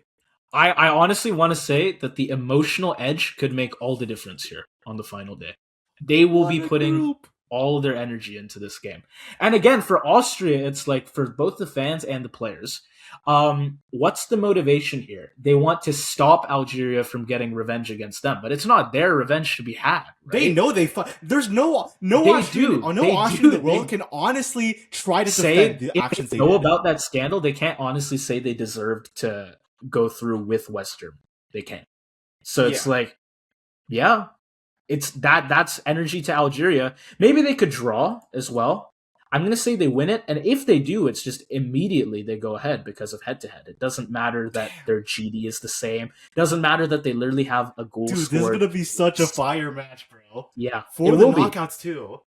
Oh man. People Okay. again, if you don't know the history, this seems like such a basic game. But if you know, if you have that ball, this is insane that these two have Yeah. actually matched up against each other. Yeah. Okay. Well, Darian, Group J, what are you thinking? Man, this is a crazy group. Okay. Again, all teams are going to play offensive. So you have. I just want to preview the teams a little bit because I don't think I'm going to be able to fully explain this while I'm doing match by match. Argentina, Lionel Scaloni, we know the way they play. Austria, Ralf Ragnick, Gegenpress. Algeria, Petrovic, the former Swiss manager, he likes to play possession football, and Jordan are the counter-attacking side. So four different versions of football, but they all lead to the same result, which is a lot of goals. So Argentina against Algeria, I don't trust Algeria to hold Argentina to a draw here because trying to play possession football against this Argentinian side with their physicality, I don't think that's a winning proposition. I'm going to say 2-0 for Argentina. Okay. I think they can hold it down defensively. The Martinez's, the DePaul, Christian Romero, yeah, I think there's just too much there. And I don't know if I trust, an aging Riyad Mahrez and co to get too many goals against Argentina at least. They could still get goals in other matches here. Austria, Jordan. Austria are going to play. Here's the thing. Oh my god, do I want to piss more people off? Yeah. I'm What thinking, is it? does an Austrian Gegenpress go up well against a counterattacking team? I think that's a tactical disaster waiting to happen. Think about it. Trying to high press against a counterattacking long ball playing team? Dude, Jordan 2-1. Okay. Am I crazy? No, because hear me out, right? Okay. If you try to high press a team that's a slinging long ball to Alio on, I don't know that that's going to work, bro. I don't think that's going to work. The Musa Altamari's, who's their midfielder again? I'm trying to check my phone. Mahmoud Al Rashdan, bro. I don't know, man. I don't know. Yeah, I'm gonna say 2-1. I'm gonna say 2-1, bro. Okay. Argentina, Austria. Now Austria are gonna be really in need of a result here. Yep. Can they get it? The Gegenpress against Argentina. I don't know how Argentina's gonna perform against the I really don't know. It's very difficult. Because you don't really see them do it much. I'm gonna actually go with the 1-1 that you went with because Argentina might be a little rustier in the group stages, as we saw before, and I think Scaloni will be more than happy to take a loss here that doesn't get them knocked out. As long as you get knocked down, you don't get knocked out, that's fine. I think Lionel Scaloni might actually like that because that really is the wake-up call last time that allowed Argentina to actually win the damn thing, and that could serve as a reminder here as well. So yeah, I think the Gegenpress doesn't work very well against Jordan's tactics. I think it works well against Argentina's. I feel like if you're watching something, you're gonna be so confused. How the fuck does this guy have Austria losing to Jordan and Yeah, drawing Argentina? But like, if you really think about it, it actually kind of makes sense. It actually does kind of make sense. this is a dude. It's a Algeria, good Jordan, group. though. Seriously. Oh Yeah. my god, because also Jordan's counterattacking could also work against Algeria because Algeria are a possession side. But I trust the discipline of Petrovic more than I trust Ralph Ragnick's Austria. Yeah, I agree. It won't hit him as I'm hard. gonna say Algeria win this 2-1 Okay. because I'm still looking at that Algerian offense, right? Obviously, Riyad Dude. Mahrez is, but Mohamed Amora, I think there's something Yeah. here. I really do. So I'm gonna say 2-1 Algeria. Oh my! So Straight 4-3-3-1. on Oh 1 point. my god! Wow. Oh my god! Oh my god! Algeria and Sash. Dude, I don't want to do some hate. I'm sorry to say to the Algerians, I think Austria takes this one 2-1 as well. Okay. Because no, I'll say 2-0 for Austria actually, because the possession football is not a great strategy up against this gegenpress. I'm not sure that Algeria have the physicality or the pace to deal with Ralph Ragnick's system. You don't think So- pure hate can power Algeria to a draw? You're right. No, I'll give them one goal. Okay, no, you're right. You're right. Okay. I'll give them a Yeah. goal. Yeah, fair enough. Jordan against Argentina. Ooh. The counterattack could get them one goal, but I think this is where Argentina like really shut up shop and make sure they win. Did they get like a 4-1 against Poland last time, or was it a 3-1 Argentina? in the last World Cup? Yeah. Yeah. Yeah. Was it a 3-1 or a 4-1? Not sure. I know it was a pretty solid win. Yeah, it was like a solid. I feel like they got a contested, few yeah. goals, and I think it was a 3. I'm gonna say 3-1 for this as well. So yeah, Okay. that means Jordan and Algeria are out on goal difference. It means I don't like that. Austria has I don't like that. eliminated Algeria again, bro. I don't like that. I don't want Austria to eliminate Algeria again, bro. But I can't justify Algeria breaking down this Austrian gegenpress. I just really can't justify it. Don't This is worry, an insane Algerians. group. I'm on What your a group. side. I'm on your side, Algerians. Don't worry. Algerians, please listen. I would love to see you guys do well. Please, there's no hatred, no hatred, no hatred, no hatred. Please. Okay. Group K, I mean, it's another one with a pretty, like, strong top team, which is Portugal here, right? Colombia, actually, no. Colombia can Colombia definitely are a compete. strong I would second say, team too. no, I think there's a top tier here with Portugal and Colombia. And then, yeah, Uzbekistan and DR Congo are, like, well behind. I mean, literally, if you look at our power rankings, and of course, power rankings aren't everything when you're actually looking at team versus team, but they were far apart, and I think rightfully so. Portugal, DR Congo. I think Portugal, they're going to control most of the ball here. They're not really going to allow DR Congo to build anything sustained. Pretty comfortable tempo for Portugal. And yeah, Congo can stay compact, but they just don't have enough threat, I think, to make this uncomfortable. Like, not consistently across the game. There will be, like, little pockets for them, but I'm not even confident they find a goal, to be honest. Their forward line is not, it's certainly not their strength. Their strength is their defense, and I think Portugal can still break that apart. And so if you had to ask them, score a goal or two so that you can at least draw, I'm not sure that they could do it for you. I'm going to say 2-0 to Portugal. Colombia, Uzbekistan now. I think Colombia, obviously, we have pace and directness. Like we've got literally Luis Diaz on this fucking roster. And James Rodriguez. Yeah, and real issues those two are going to cause for Uzbekistan's backline. James Rodriguez, little questionable. I do think he can get pretty far up to speed even for this first match, though. He is good at tournaments. He's good at World Cups. So, Uzbekistan, though, they've got also a good defense, and I think Colombia aren't quite as proficient, like technically speaking, that where they can break that down as Portugal are.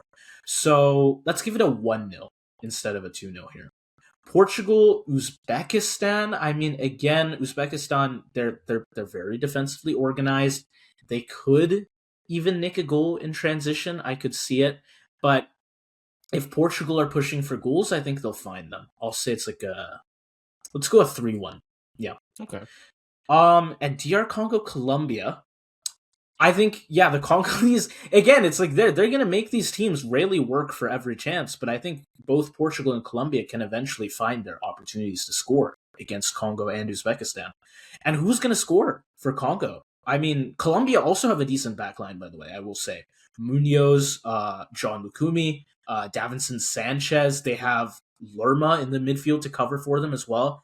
I don't see like Wissa or Bakambu getting past that. So I'm going to say it's a narrow but solid 1-0 Colombia win. And then the last day, Portugal Colombia. I think Portugal will be able to keep a lot of the ball and pin Colombia back, but Colombia are really dangerous when it opens up. Like you have, say, Diaz or James Rodriguez in the transition, constantly threatening in behind and forcing Portugal's backline into a lot of uncomfortable like recovery runs. And I want to say James Rodriguez is the real swing factor here. If he's not great here, I think Portugal can take it narrowly, maybe. I'll still say they score Colombia, but it's like a 2-1. But I do think he's going to be progressively better. Like by this point, last game of the group stage, I think he'll be looking pretty good. Let's say a 2-2, but with the head to head being neutral, I Portugal have like got that. quite a few more goals scored. They stay ahead on 7 points. And dude, Uzbekistan and DR Congo are on 0 each. I don't know if they're all. Two They might teams that need already a be. win. They surely are already eliminated because that GD is just not great. But one of them Unless one has of to them win. wins by a lot, yeah. And none I of them don't think. have that offense. I don't think they do. 1-1. Bakambu, Faizalayev, I don't know, man. Give me a 1-1. I don't. I think their defenses are great and their offenses are not. They're quite even in both respects. Yeah, this is Yeah. this is it is It's a really ultimately. unlucky group. To be with Yeah, Portugal and Colombia is quite unfortunate. And then the other lower ranked team is very defensive. right. It's It gonna is suck. so ultimately it's the for me at least the most separated group by far out of these ones. Yeah. Yeah. Okay, what have you At got? least if it's like 2-2, I would agree. Yeah, yeah. Okay. Portugal DR Congo. I'm actually gonna go with a I'm gonna go for 2-1 actually. And I'll explain Okay. why. I'm worried about the center backs for Portugal, physicality wise, against especially Asujic Bakambu. Bakambu. Bakambu. I can't speak, bro. It's been like 2 hours. My voice, my bad. But yeah. Um I think the DR Congo defense will make it a little bit difficult for Portugal.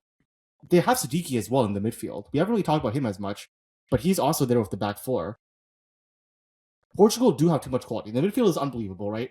Vitinhas, João Neves, Bruno Fernandes, they'll be slinging crosses in behind for that front three. So they should break down DR Congo eventually. But I feel like early on in the group stages, sometimes Portugal kind of struggles to beat teams that they should. Like I think they barely beat Ghana last time, 2-1 as well. So I kind of see that sort of scenario playing out here. Uzbekistan, Colombia. Do I trust Faizalayev and Shomurodov to get a goal on the counter?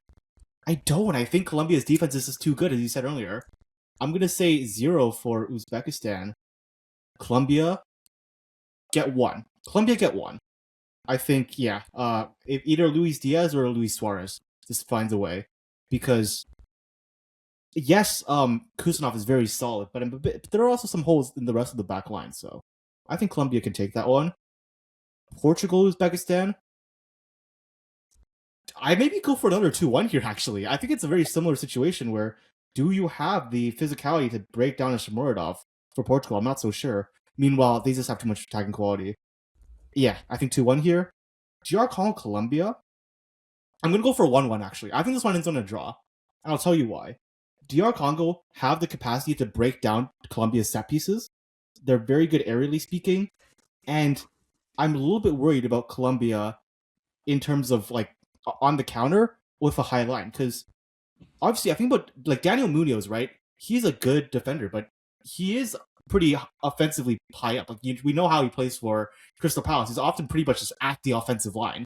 I could see Diarcolo take advantage of that. Yes, Bakambu and Wissa, not the strongest offense in the world, but there's still quality there. Yeah. So yeah, I think they can get a draw. Portugal, Colombia, I think is also going to be a 1-1. Okay. Portugal, more quality, but again, Portugal's weakness is set piece defending. Some questionable center backs. Vitinha and Neves are very short. And Colombia, with James Rodriguez, one of the best set piece takers in international football, passing that ball up to all of those tall, physical midfielders and defenders on Colombia, I think they can get a point here, even though it's not going to be enough ultimately to top Portugal in the group. Tiago Uzbekistan, both teams go for a win here. But again, I don't think either of these teams have enough offensively to do so. So this is going to be another 1-1 for me. Pretty low Right. scoring group overall, but That's what Yeah, happens when you have DR Congo and Uzbekistan in one group, right? and relatively speaking, they are. It's like I said earlier, for me more so, but they are very separated. These teams. Yeah. It's not Okay. even that DR Congo is bad. It's just like this is a bad matchup for them. I feel like. Yeah. And again, it's like you get Uzbekistan, another very defensive team. So it's just you get the draw and you're done. Yeah. Yeah. Okay. Group L, the last group that we have to cover. Ooh. England Croatia is quite the game to start off this group. I think England have got for sure the more explosive attacking options, but Croatia do have good like structure. I think especially in the middle is going to make it very hard for England to find rhythm. Like Modric, Kovacic can slow the game down just enough that England they can't turn it into a super transition heavy match, which is where they would be strongest. So then I think it becomes a game decided by moments rather than like any one team having full control and finding a lot of chances. Unfortunately for Croatia, I think it'll be England, if anyone, to find the one moment and like the one goal that they need to win this game. So I will say England take it 1-0. Now, Ghana, Panama. Ooh. I think both teams far more comfortable in transition than in possession, but they can't both have all the transitions, right? Right. So I I think think this game Panama are. will. I think Panama are comfortable in possession. I would argue Okay. with Um. Kokarskia leading it. I can actually, yeah, I Yeah, can that's see it fair. going That's fair. well. I'll give it a 1-1 though. Let's say a 1-1. That means they're both England. screwed. Yeah, they probably are. Yep. Okay, fair enough. England, Ghana. I think England's definitely got an athletic advantage here. Ghana will probably try and sit in and just break quickly when they get the chance, but I think they'll struggle with defending for long periods, and England will probably not give them that many opportunities on transition either. I'm honestly going to say they don't score, and let's give England two. I'll say 2 goals to England. Okay. Now, Croatia, Panama. Panama can definitely press Croatia pretty hard, but I don't think they're going to get that much out of it. Croatia are very composed, very good at playing through pressure without really rushing their decisions, and I think gradually Panama's going to run out of energy, and Croatia will be able to take control of this game. Maybe 2 quick goals. You know what? Let's say 2 quick goals. 2-0. Yeah, I think that's fair. Yeah, England, Panama. Even if they rotate quite a bit here, I think England just have too much individual quality for Panama to like consistently cope with over 90 minutes, right? Let's say it's another one of those games where they'll get 2 goals. Panama have to open up a bit, and I think maybe they can find something. England get a third, and that's that. And yeah, they do now have first place secured in the group. And then as for Croatia, Ghana, I'm actually going to take a draw here. Let's do that. I think Ghana, they do look decent in transition. Again, they have the pace. No Kudus, of course, but Semenyo can put in some work for them. I know he's been quite the fraud for the national team, but I'll say he can at least do something in this match. Maybe he does find that 1 goal. Of course, Croatia are not going to let this match go without them getting at least a point, right? Because if it is a 1-0 loss for them, Ghana have that extra point and they go ahead. I'm going to say Croatia score 1. And yeah, that's my group. Croatia, not that many. They are quite behind England points wise, but still relatively comfortable games against And both you can Ghana. see them sort of rotating in that match against Ghana as well. Yeah, they definitely could.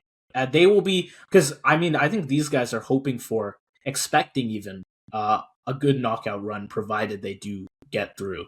So it's like, yeah, they might as well just prepare, and I think they can still manage the draw even if they do substitute quite a bit. So yeah, You want to take a look I'm at your best third place teams because we can't see it at the bottom. sure we have Ivory Coast up top. Yeah, 2 of those teams on 3 points ultimately do not get through because of goal difference.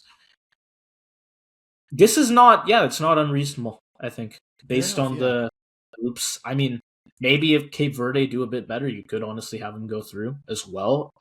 They'd Yeah. have more goals scored than Czechia, which I think would get them through. Yeah, I'm Fair not. I'm enough. pretty happy with this, to be honest. I think I don't like nothing stands out as too necessarily wrong in that table. I will Right. say. Okay, let's go to yours then. England, Croatia. I'm gonna say 2-1 England because I think England are relatively decent. Like I'm thinking about if John Stone starts, or even Ezri Konsa as well as Mark Gahey are pretty decent at crosses, and that is going to be, I think, a big factor for how Croatia attack, especially with Luka Modric swinging those in. Croatia can still get a goal, but England does have too much quality. Yes, Croatia have a solid backline, but Rice, Bellingham, Harry Kane, it's going to be very difficult to contain this English side. So I think 2-1. Ghana, Panama?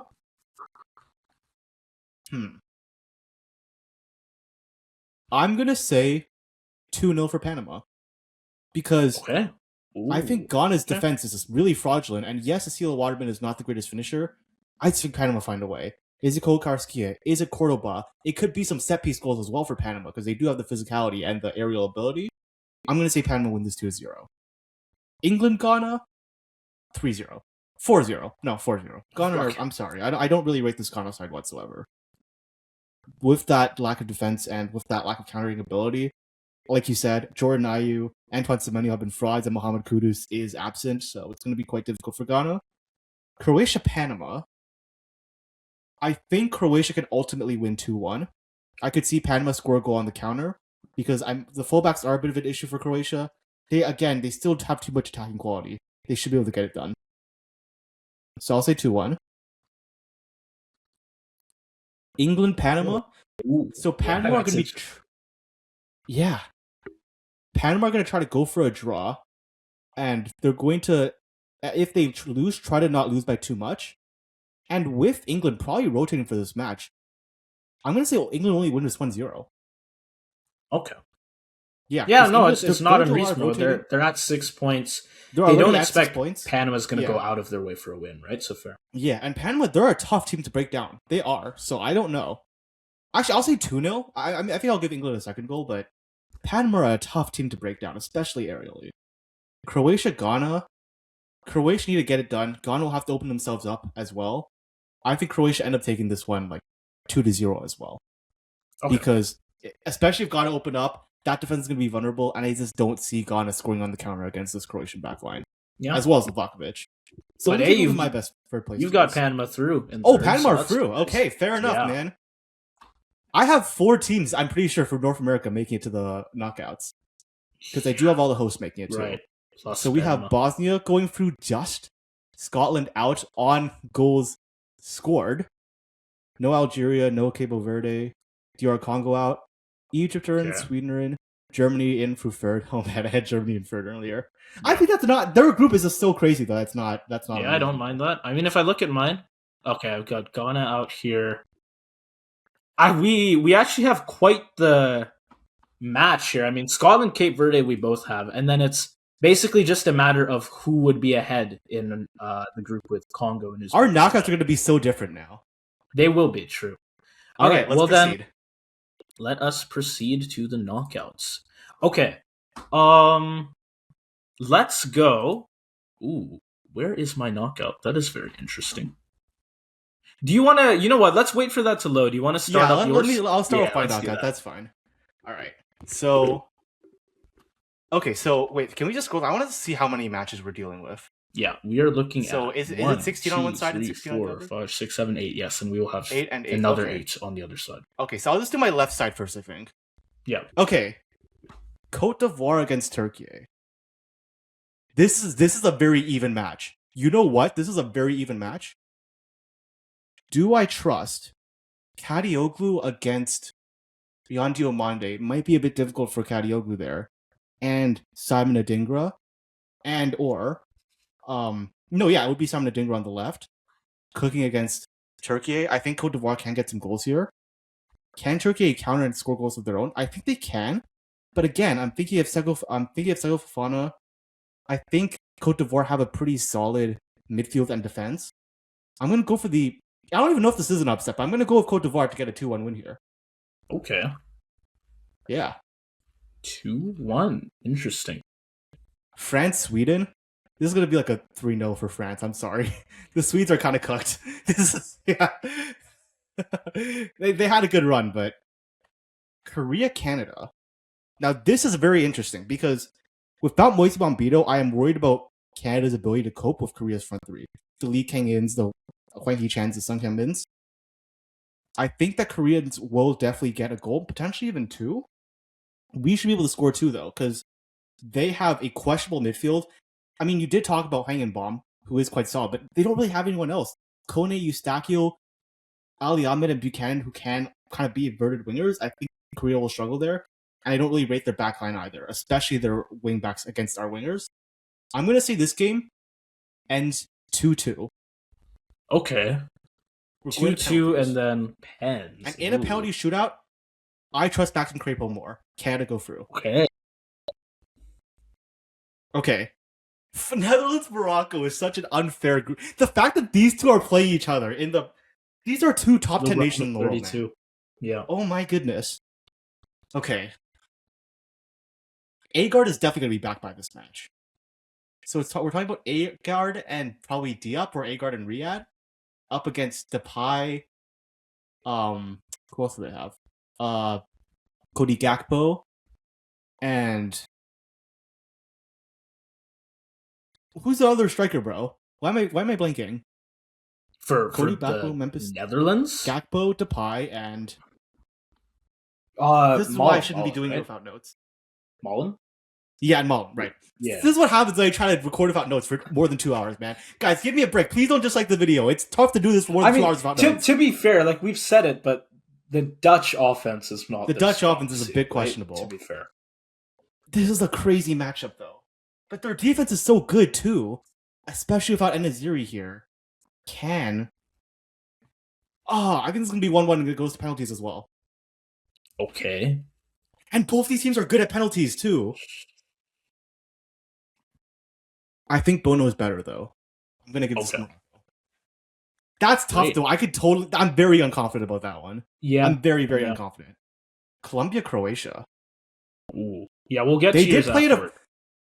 Do you want to do yours? First? Yeah, sure. Let's do yours. Hopefully yours have loaded by now. Okay. Let's get to my knockouts. I'll do my first four as well. Germany versus the United States. Okay. I think this could get to be a pretty chaotic game. I mean, Germany are the better side overall, but it's not a comfortable matchup for them. I mean, generally, a lot of their games haven't been comfortable, right? That's what we've been saying.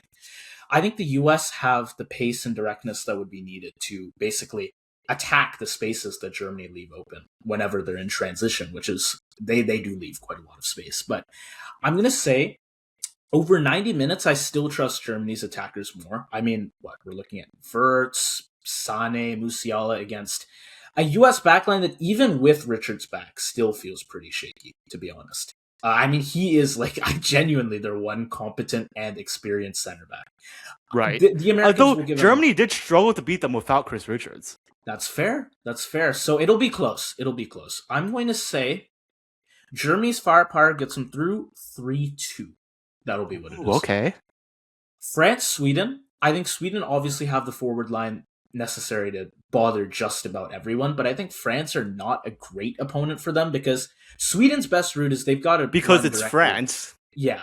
Well, but also Sweden needs to run directly into space, and I think France have the athleticism in defense and midfield both, where they can cover those spaces pretty well. And on the other hand, Sweden's midfield and back line is not going to hold up for 90 minutes against the amazing attack and amazing depth as well of France, where they can sub if they need to, and they'll be fine. If Sweden get tired legs, let's say this even goes to ET, they're not going to get by. They could score, honestly. I'll give it to France 2-0, but if it was 3-1, I think that could be reasonable as well. It said 3-0 for this one. Maybe I was a little bit disrespectful. Korea, Canada. The game, I think, this game is in LA. It is nice that this website lists it for us. This game is in LA. The fan support, I think, will be pretty equal at that point between the two teams. So that's not an advantage for me anymore. Korea, they do have more technical quality, especially since we've got Hwang In-beom, and assuming he's healthy, fully healthy, controlling midfield, that's great for them. But he's just one guy, though. The rest of the midfield is not great. That's fair. So it's just him really in midfield, and that's why he was so crucial, why we made such a big point out of him while we were covering Canada, and we were like, oh, well, if Hwang In-beom's not there, that's going to be a real problem for Korea against Canada.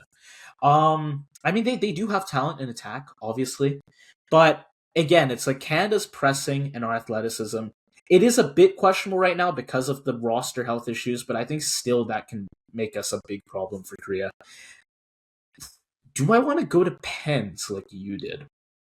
I'm going to say we take it 2-1. 1-1 regular time. We get an extra goal in extra time. And that's going to get us by. I feel like And just then, to the audience, I understand we both might be overrating Canada, but as Canadians, I hope you understand that this is the one place we'll be biased. right. Like, just, Yeah. please bear with us. Morocco, Netherlands. Ooh, this is going to be one hell of a match. Dutch have obviously lots of top end European talent, right? Can use their midfield to keep a lot of the ball here, but I'm not sold on their attack. I mean, how much can guys like Malin and Depay do for them? I'm not so sure. Morocco, they've got strong fullbacks, technical wingers, Bono in goal. With those wingers, they can start transitions pretty quickly. I think at the same time, though, the Dutch backline is great, and they can deal with a lot from Morocco. Let's say 1-1 regular time, no goals in extra time. It is going to go to penalties, and then Morocco finally get the job done. So you have the same prediction as me. Yes. I'm Okay. going to say Bono will step up there, and it will be Morocco to go through. Bono and for me it's Bono and Crepeau stepping up for their respective countries. But I'm gonna go back to my knockouts now. This next match, this is a rematch of a friendly that happened recently. Colombia v Croatia, and Croatia won that. Does Croatia win again? I think. Ooh. Croatia have the capacity to deal with Colombia set piece wise. Do I want to go for another penalty shootout? I'm gonna say this is another penalty. I'm gonna say this is 1-1 because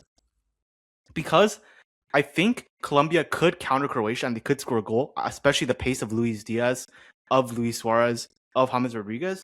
But with all the long balls that Croatia are going to sling in, I have the feeling that at some point, especially with how high up Munoz is playing, at some point Croatia just gets something. And once it goes to penalties, all you have to say, you already know who wins. All right, Spain against Austria. Austria could make this a little bit tricky for Spain because they are going to be high pressing. But the issue is once you break that once, the dam sort of breaks open. Can I see Austria getting a goal here? Yes. Yes, I can. Because there are some questions about the fullbacks for Spain. But ultimately, I mean, by this time, Lamine Yamal, Nico Williams will be back. They have too much quality. So I'll say 3-1 for the Spanish here. Okay. I have the United States up against Bosnia. Interesting. I am from Bosnia. Take me to America. Yeah. So true. Now you get to play America. Yeah. Now Tabakovic will be back by this match, probably. Right. So can they break down the USA's, I guess, first midfield and the back line? With the US's high up fullbacks, I actually see Bosnia scoring in this match. But I don't trust the Bosnian back line, and that front three of the US, too much quality there. Christian Pulisic, Florian Balogun, Weston McKennie if he goes up there. I think the US could take this one 2-1. It could go to extra time potentially, but I think the US ultimately at home they should have the quality to get it done. Right. Yeah. The Belgians against the Czechs. Whoa. Okay. The Czechs are going to try to play on the counter on set pieces. Does Belgium have the defensive solidity to handle that? I'm not so sure. I think the Czechs will get a goal. However, again, that Czech defense, I don't think it's going to hold up against Belgium. And I think Doku, De Ketelaere, Lukaku, there's too much there. I don't think that the Czechian backline can hold. I'm also going to say Belgium wins this one 3-1. Okay. All right, then going back to mine. Honestly, very similar matches. Colombia, Croatia to start. I think, yeah, it's a really good matchup. Colombia here absolutely have a route if you can get Luis Diaz attacking Croatia's right side in transition. And yeah, you could get James Rodriguez doing the same thing on the other side. The backline is solid too, so I don't think Croatia they are going to have to go pretty heavy in attack because there's no guarantees that whatever they take goes in, even if it's a good opportunity they're able to make. There could be a good block there as well.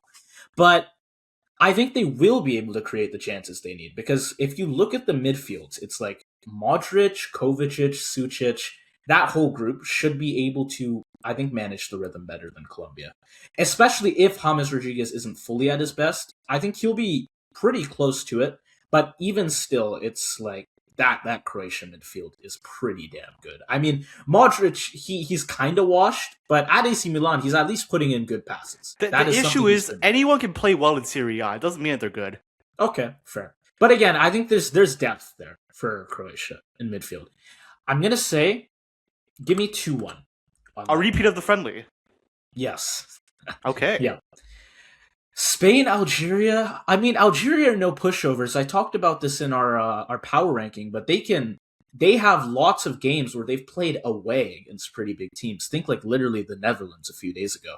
That was in like Rotterdam, I think, and they can draw or win those games. But against Spain here, yeah, the atmosphere might not be a big deal to them, but I don't think they can find the like sustained possession that they need or defensive resistance, assuming they don't get possession, where they can just survive Spain. I mean, again, this is Spain we're talking about. There's just too much going on in the attack. I'll say 2-0 on that game. Okay. Australia versus Bosnia. I mean, Bosnia. What a match! They want to make things direct, physical, aerial, crosses into the box. Dude, this is gonna have like 10 yellow cards, bro. Yeah. This match is gonna be crazy. Crosses into the box, pressure off second balls, and you know what? Australia are fine with all of that. Seriously. Very used to grinding out scrappy matches. This will be one of those, for sure. I think maybe the Socceroos off a good transition or a set piece, grab a goal, and that is that. It's going to be 1-0 Fair for enough. me. And lastly, Belgium-Czechia. I do quite like this match, to be honest. I mean, as we've said, Czechia in offense and defense are a very strong, physical team. Big, like a lot of presence. Dangerous whenever there's a ball in the box. They can definitely close out these tough knockout games too. Like if this were to go to pens, that could well go Czechia's way. I mean, they just went through 2 pens in a row in knockout games when they were in qualifiers, right? But I think Belgium have enough quality that they get through beforehand. I'm just going to say it's a 2-1. Again, if they do go to ET, then Belgium might be screwed because Czechia just hunker down and hope that they can win on penalties. And there's a good chance they will. I mean, you can always get a Patrick Schick or a Thomas Tuchel set piece. Yeah, even though we are obviously looking at Courtois, and Courtois is fucking amazing. It's like Czechia do have the potential to match them. Just from what we've seen, anyways, they do. But I'm gonna say that doesn't matter. Belgium get it over with before that even becomes an issue. I think that's fair. Yeah, that's my 4, and we can go on to your next 4. My next 4. Brazil against Japan. Brazil against Japan. This what is a unlucky. matchup. This is so unlucky. I'm so sorry to whoever loses this one. Oh no. Did Brazil? Wait, Brazil and Japan played. Was that the match, the Japan one? Or Brazil destroyed one of Japan and South Korea, but I can't remember who. Yes, I feel like Japan, but it was South. I want to say it was a 1-0 because they played each other too. Brazil. This was match? It Japan? Wait, no, Japan won I'm this checking. game. No. This was the 3-2. I think this was 3-2 back in like October or November. That Japan won. Okay. I think that Carlo has stabilized the ship since then. I'm pretty sure Japan did get a result, but I don't know if they won or not. Japan did win. I have checked. Okay, Japan did get a 3-2 win here. 3-2. Yeah. But I still think the Brazilian. But Japan have such good wingers and Brazil have such terrible wingbacks, though.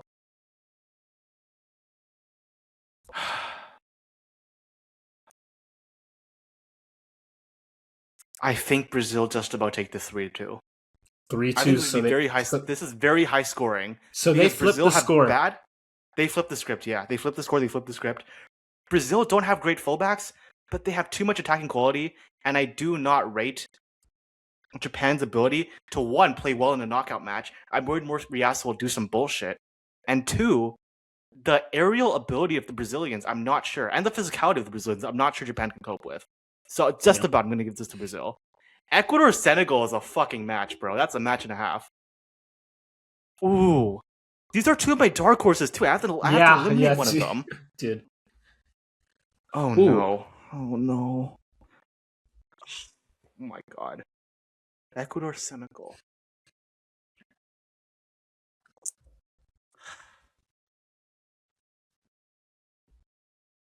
Fuck. Neither team is going to enjoy this game, bro. God. This is going to be a tight game. I don't want to. I have to. You have I to don't pick like this. one. I don't like this. Ecuador, Senegal. Ecuador, Senegal. Ecuador, Senegal.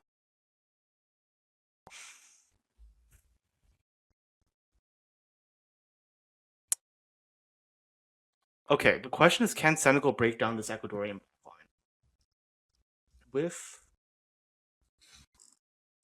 Oh my goodness, Pop Gay. Because here's the thing, I could see, like in the AFCON final, a Pop Gay or a Adrissa Gay even just score a screamer. And is there anything Ecuador can do about that? I think Senegal are going to take this 1-0. Okay. This is a bad match for Ecuador. This is rough, but yeah, I think I'm gonna have to go with Senegal. Mexico, Germany. God damn. This is in Mexico City though, so you never know. Yes, this is the Azteca we're And talking. I gotta say, 2018 World Cup, Mexico won this match 1-0. Can they repeat it here? Yeah, I think they can. Okay. I think this. Actually, no. Wait.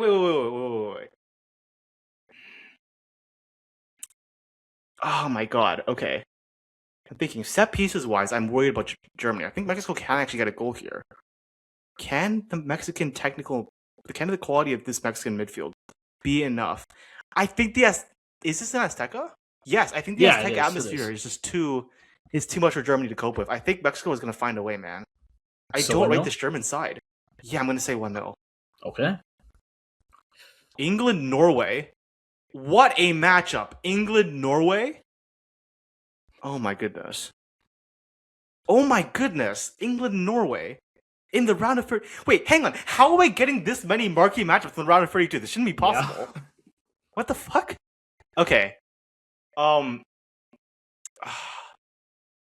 Do I trust the English wingers to take down the Norwegians? Because that could be a place of concern, though, because I'm thinking about the Marcus Rashards of the world. They're not doing too great. And backline-wise, I could see the Norwegians sneak a goal here. Fuck. I think it's 1-1 and one team wins on extra time, but I can't think of who. In extra time. Not pens, but you think not pens. I think somebody can win this in extra time. Fair. I'm gonna give it to England, just about. I'm very unconfident though. Yeah. Okay, sure. This is getting tougher and tougher, bro. By the match. Okay. Again, but you have like pretty much the same matches as me. You're fucked too. Yes, I do. Dude, this is brutal for Japan. I mean, they do well in a tough group. Another shot to finally win a knockout match, and they get Brazil. And I mean, Japan tactically are great. Technically are great. If you're looking for technical players, Brazil has them in heaps, man. I think back and forth, I have to agree with you. They flipped the scoreline. Or maybe a 2-1. I'm going to say it's high scoring, though, and it's a 3-2. I've talked about it before. Brazil's defense is actually good, but I think Japan can definitely break them apart. Japan's defense, a bit more questionable. I've said this before. But 3-2. Senegal, Ecuador. Yeah, again, neither of these teams are going to be finding this match very enjoyable. Ecuador is so hard to break down. Caicedo can control huge parts of midfield on his lonesome. Perfectly comfortable dragging games into like 0-0 or 1-1 territory. If they want to go to pens, they can do their best on pens as well. But I think Senegal have the like physicality, threat, overall balance that they can match them throughout this match. I don't think they're going to give Ecuador very many opportunities. I don't see Ecuador scoring. I'm going to say Senegal score. I will agree with you on this one as well. It is a 1-0. It'll be very narrow, though. It could go a couple different ways. Again, Ecuador just play for a low score line, right? It could work in their favor just as it's just I guess it's just hard to see Ecuador scoring against the Senegalese backline led by that's fair. Koulibaly. Yeah. It's going to be tough. It's hardly a bad backline that Senegal has. Yeah. Cote d'Ivoire, Mexico. Ooh. Mexico do have the home advantage, obviously. That can very much swing a knockout match, especially if they go for set piece goals and a tough defense. Yeah, that can very much help them. Wait, this is really tough. Mexico can win the group and they're going to have to play someone of the likes of a Cote d'Ivoire or a Germany. Or Germany. That's unlucky, yeah. But I really like Cote d'Ivoire's current form. They've got pace, power, enough quality out wide that I think they can really stretch Mexico here. I want to say we get a 1-1 in regular time. In ET, 2-2. I'm going to take it to pens. Okay. And with the help of that home crowd, Mexico take it. I think if it goes to pens, it's in the Azteca. It's got to be Mexico at that. Yeah. Cote Dude, they d'Ivoire might just sub gonna on hope it Ochoa never just. goes there. They might sub Ochoa on just for the penalty Seriously. shootout. Cote d'Ivoire have just got to hope it doesn't go to pens. And I think I'm saying they score, so like they will put in an effort. You could even say they Yeah. score the first one. Mexico get it back though, and once it's on pens, I'm sorry, I think it's too late for you. Yeah. And then Yeah. England, Austria. Austria, obviously, a really annoying opponent. Their press can force errors. They play with intensity. And if England starts slowly, if they start on the back foot, they will get pushed fast. And there could be good opportunities for Austria early on. I mean, in England's recent form hasn't exactly screamed free flowing tournament winner, right? They've not been the greatest lately, but I'm gonna say Austria, they're obviously very aggressive. It'll leave space behind, and I think England have the runners and passers that they can take advantage. Let's go with a 2-1 England. Yeah, Yeah. Fair enough. that'll be my four, and we will go to your last four then for the round of Argentina, Uruguay. Holy Yeah. shit. Oh, the rivalry on this one. Oh my goodness. Okay, honestly, it's very hard to judge this because this is going to be another fighting match. Yes. It's just that Argentina have too much quality, though. Because I don't trust Uruguay's ability to score.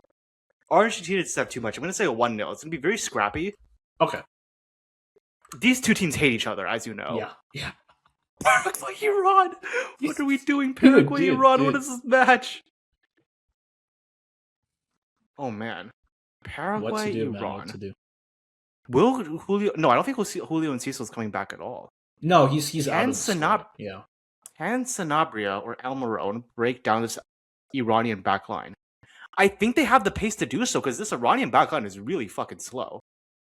And can Iran score against this Paraguayan backline? The Gomez's, the Alderetes. I don't think they can. Questionable. I think No. Paraguay are going to get a 1-0 win here. That is gonna be a rough fucking Argentina, match, Paraguay. seriously. Oh my goodness. Bro, you've played one Guay and you get to play the other Guay in the next round. Good lord. Dude, Kamabol is feasting. Holy shit. Okay, the Swiss against the Egyptians. I think this is going to be a Swiss victory. I think it's going to be a 2-0, this solid win. The Swiss, their backline, their midfield is too good for Egypt, I think.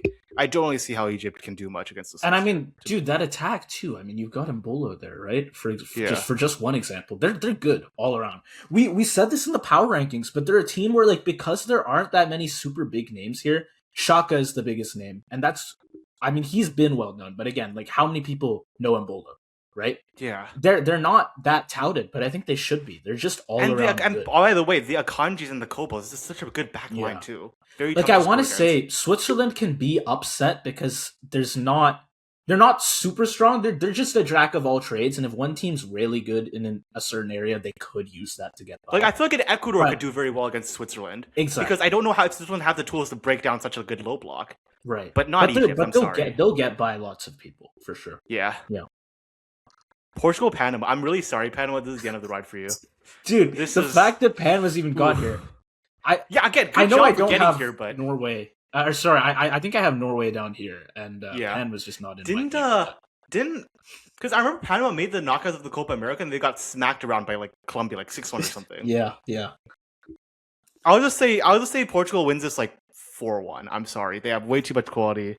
There's not much Panama can do in this case. I'm sorry. I think safe to say that's the most lopsided game of this round. Yeah. For you.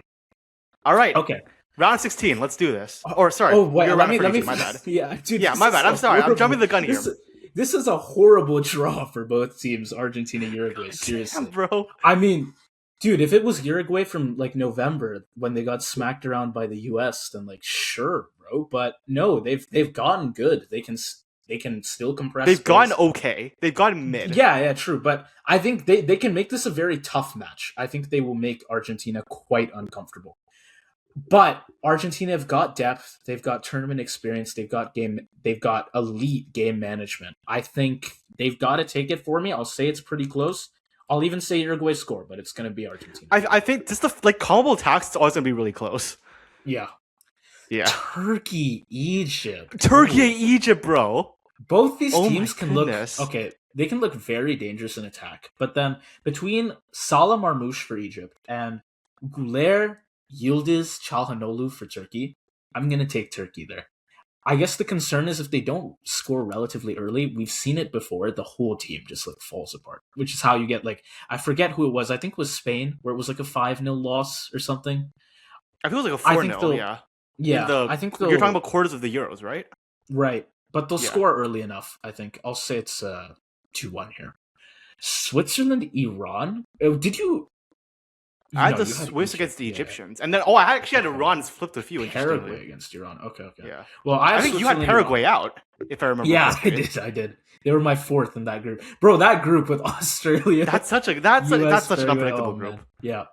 Um, let's say I think without Azmoun, Iran just don't have a good enough attacking ceiling here to consistently threaten the Swiss side, especially because Switzerland are going to have a lot of the ball, I think, and so you've just got to make the most of your transition chances, and I don't know that they'll be able to do it. I'm going to say 2-0. I think Maybe that's fair. Taremi could Yeah, score, but I'll say 2-0. Portugal, Norway. Oh that's man. that's a crazy group. This will be a very fun game. Norway are absolutely scoring here. I mean, again, we're looking at Holland, Sorloth, Strand Larson, Nusa, Oscar Bob. But I don't trust Norway's transitions against this Portugal side, which have great midfield quality. Too many technical players who can punish Norway. 3-2. Yeah, I'll I'm thinking take about the that. fullbacks too. Nuno Menj and Mateus Nunes. While not be able to stop Oscar Bobanusa, can probably at least contain them. Yeah. Okay. Well, then let's go to All the right, left side, and we will also go back to your bracket. What have we got here? Cote d'Ivoire, France, a friendly Brilliant, brilliant, rematch. brilliant. Dude, this is bro. If our brackets are right, this is gonna be the greatest World Cup of all time, bro. Oh my With good, two it's banger after banger, Oh man, oh banger man, after banger. oh Okay, man.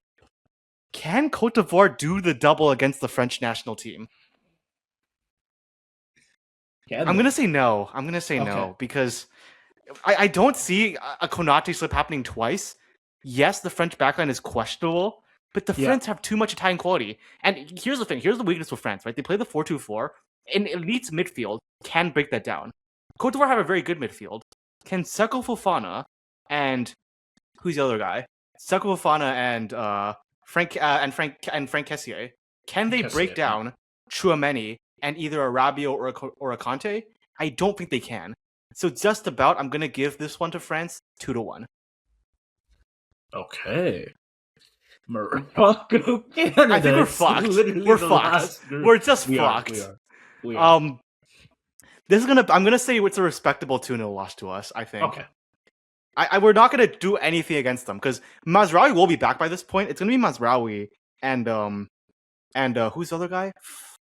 My brain, bro. Why is my brain so stupid? And We've been Hakimi. recording for too Mazraoui long. and Hakimi. We've been recording for 3 hours. Please, I'm sorry. We Sometimes I forgot about forget. Ashraf Hakimi. My bad. Crazy. I forget about Achraf Hakimi. Yeah, my bad. My bad. So our wingers are doing nothing. With Igard, Jonathan David is going to get locked up, especially with Bono and net. God, I And cared they on just have that too back strong line. of an offense, bro. Too strong of an offense for our fullbacks to deal with. They're going to beat us. Croatia, Spain. Ooh. I think I'm going to give this to the Spanish because I think they have too much attacking quality that they can eventually break down Croatia. And Croatia against like the Spanish backline and the midfield is so solid too. The Pedris. I'm thinking about Vuskovic as well, Livakovic, Vardiol. I think the Spanish can just about. They can get 2 goals. Okay. Croatia will get 1. I don't think they have enough in the tank. Yeah. Finally, the Americans. Another friendly That was rematch. a 5. How are you getting that was so a many 5-2 friendly last rematches? time. That was a 5-2 That was a last 5. time. It's not going to be as bad. Yeah. Surely not. But ultimately, I think the Belgians have too much. I'm going to say Belgium wins this 3-1 because, the U.S. backline while it's getting better, they cannot deal with the likes of a Doku, a Ketelaere, a Lukaku. There's just too much there. A Salamakers.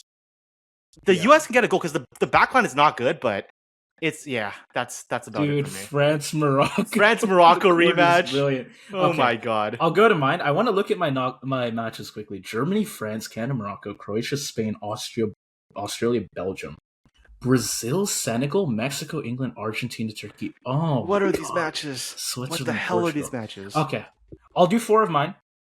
Dude, France, Germany. Okay, I think Germany can absolutely cause France problems. They've just got a very good attacking lineup, lots of attacking quality. Oh man, but like France, Go to if you're giving France. space to France, that's the one of the worst teams you can be giving open space to. Mbappe, Dembele, Barcola, whoever's out there, man, is going to take advantage. One loose German attack will literally turn into a goal for France at the Yeah, other end. 2-1, 2-1, let's say. Canada, Morocco. I don't need to say much more than you. I think their we're back fucked. line is gonna We're just stuff fucked. us, and Honestly, that's if yeah. we made the round of 16, that's We really will impressive. be Like very stuffy in that we had a box. great tournament if we made the round of 16. Yeah, let's say I'll go with 2-0. I don't think we score. We could, but I'm gonna say no. Spain, I Croatia. I don't think have we just can. like you. The midfield battle is like the whole game here, bro. Again, it's like Modric, Kovacic, Sucic. All these guys can very much slow the game down for Croatia, but Spain are gonna have depth. They're gonna have legs here. If they need to, they can sub in the group stage, which I don't think Croatia quite have that option. Um, I'll say Spain take a 2-1. I think this is also what you had. Yeah. Yeah, I think so. Yeah. Australia, Belgium. Belgium have got great technical quality. They'll get lots of good runs, transition opportunities here, helped along by a lot of possession. I'm sure they'll have as well. Again, Australia are fine with that. They're going to defend deep. They will make this game ugly, turn every duel into a fight. I think Belgium, for all their talent, if Australia go into a block for 90 minutes, how convincing are Belgium trying to break that up? Don't tell me you have Australia in a Okay, round in a the quarterfinal. game. Okay, but here's the thing: Morocco 4 years ago, they scored two pretty quickly, right? They They did. went into kind of a block, and Belgium could not really manage. Slovakia in the Euro. Do you remember that by any chance? I forget who it was, but it was like an early goal, like 7th or 8th minute, and they went into a block. It was one Are you talking 0 about the? This is a group stage match, right? Yes, I that don't game remember who it is, ended but I one. know the game. I know the game. It was a That group. game Yeah, ended yeah. 1-0. You might be able to check who the scorer was, I think but the viewers will know what we're talking about. But I oh remember my there was a group god. stage match. Belgium fumbled. Yeah. You know what? I think Australia nick one early and we get Popovich Harambal light. Oh It's going to my be God, 1-0. Popovich Yes. Harambal. The Socceroos Yeah. make the court. Oh, Honestly, brilliant. honestly, I can't clap well because I'm holding my microphone. But goddamn, Brilliant. What a World Cup we have this I year. can't even Holy argue if crap. that is the thing. I really can't. It's the low block, the soccer, Sirkadi and Sutar, bro. Oh Dude. no, Okay. Senegal, Brazil. Brazil Senegal. Oh my god, bro. I Okay. think, dude, I think tactically this is a nightmare for Brazil because they have terrible fullbacks, and they're gonna have to deal with Njai, Mbaye, Sadio Mane. That's gonna be a tough proposition. And then they do have very good center backs. Yes, Senegal I think can get goals, and again with the Papagays, the Idrissa Gays, it's a very strong midfield as well. Brazil a very strong midfield as well, but they can contain it somewhat. Yeah. Then you're looking at Koulibaly. You're looking at that back line. It's very decent back line as well. Edouard Mendy, past his prime, but it's a solid goalkeeper. But then again, Brazil has such a strong attack. Vinny Jr., Rafinha, Mateus Cunha, Igor Thiago. Um, what's the striker again? The young striker playing at Lyon, Endrick. Um, Brazil have a lot of quality too. I'm gonna say Senegal takes this 2-1 because I feel like this Brazilian side is too prone to choking right now. Okay. Yeah. And I think the Senegal side is just so balanced, it's very hard to find cheeks in the armor. Whereas, again, the fullback problem is just such a weakness for the Brazilian national team. And that's the Senegal's exact strength. So I'm sorry, Brazilians, but that's going to be a rough one. England, Mexico, and the Azteca. This is it's not even England against Mexico, it's England against the Azteca Stadium. Yeah. Because it is going to be the most haram ball of all time. You think Australia and Popovich play haram ball? Oh, you are not ready for Azteca Mexico. I said Harambal light. This is just Harambal. This is just haram no ball. no added qualifiers. It's just You thought Arsenal was haram ball. This is haram ball. Mexico and the Azteca. Oh my god. I think England had too much quality though. Yeah, I agree. Yeah, I'm gonna say 2-0. Harry Kane, Jude Bellingham.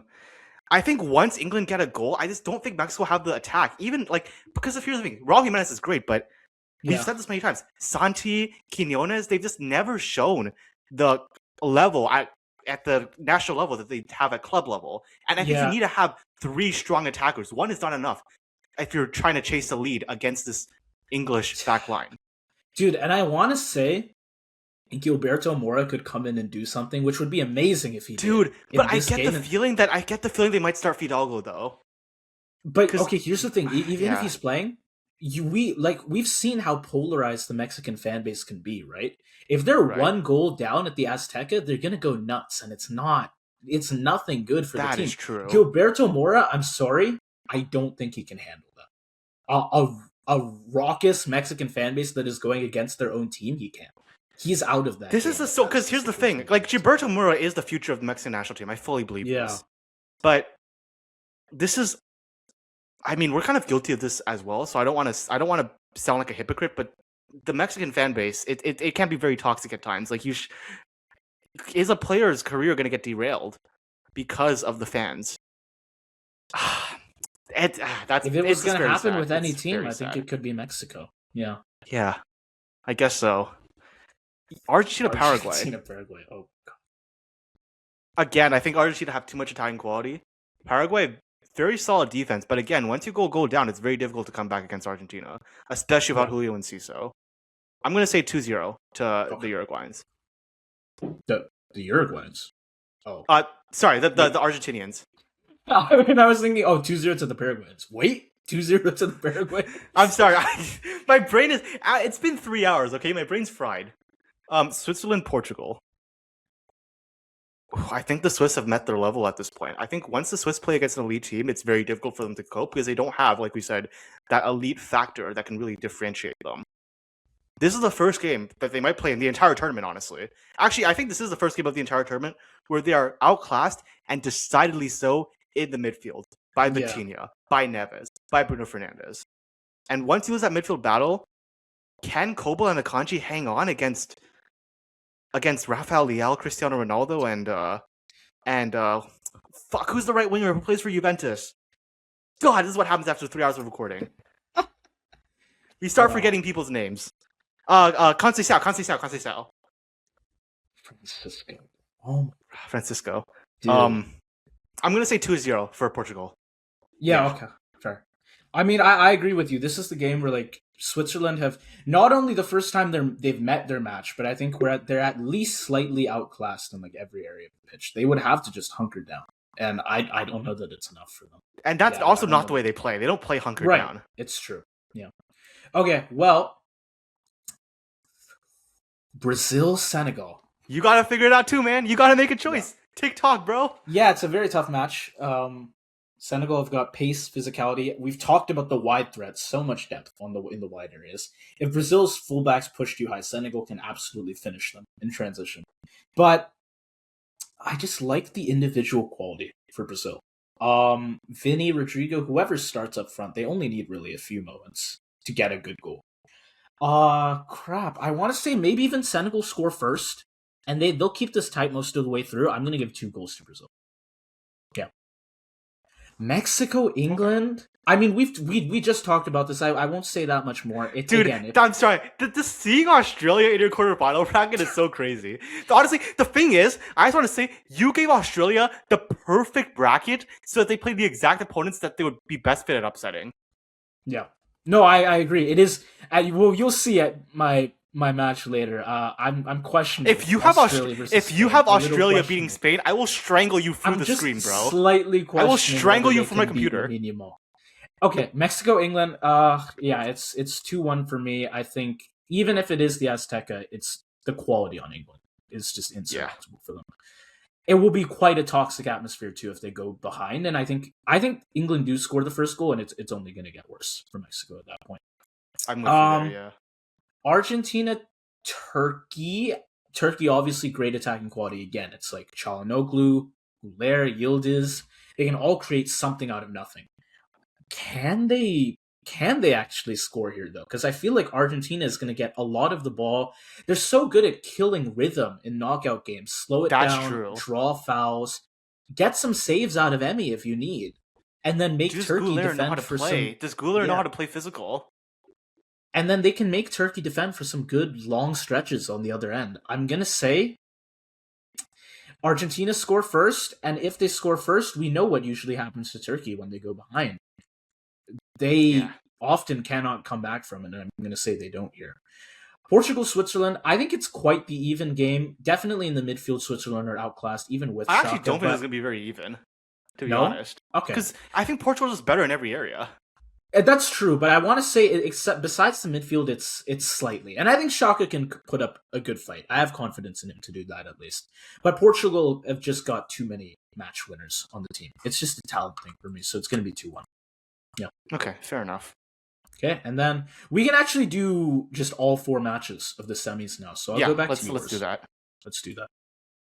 France, Morocco. France fucking Morocco, dude.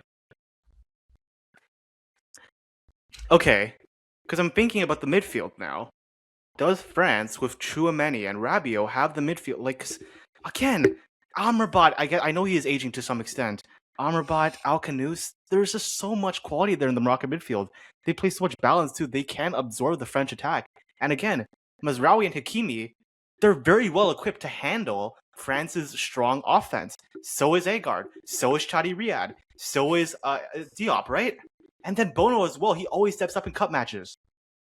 I think France are going to score 2 goals because they have so much quality. I'm going to give France 2, but I'm going to give Morocco 2 as well because I think they can overrun France in the midfield. Okay. I really think they can. And you give it up to the wingers, and I think that they can just sort of create chaos in that French back line. And if this goes to penalties, I am once again backing Bono. For the second time, I am having Morocco win a penalty shootout. And yes, Morocco are going to go back to the semifinals, dethroning France, getting revenge in World Cup 2026. Fair enough. Okay. Spain against Belgium. This is the end of the line. This is the end of the line for Belgium. I'm sorry. Yeah, they're cooked. They're finished. Yeah, I think Spain just win this too. I don't really have much to say. The Spanish, because the midfield, Dani Olmo, Pedri. Pedri is just such, he can do everything, And then I think of this backline, Kubarsi is quite solid. I don't really see Belgium getting much, offensively speaking, and then Spain just have too much offensive quality. So I'm set up for a Spain-Morocco semifinal, which, let me just... That's such a... Anyways, dude. Okay, so Senegal-England. Let's go there first. Do I have Senegal beating England? I think England have two... I think England are too... what's it called? They're too balanced of a roster, I think. I think the English... They have decent... I mean, it's not great, but they have okay fullbacks. Jordan Pickford is a dog when it comes to these cup matches. And I think the English midfield is better than the Senegalese. England won this one 3-0 in that last World Cup, but Senegal have gotten better, in my opinion, since then.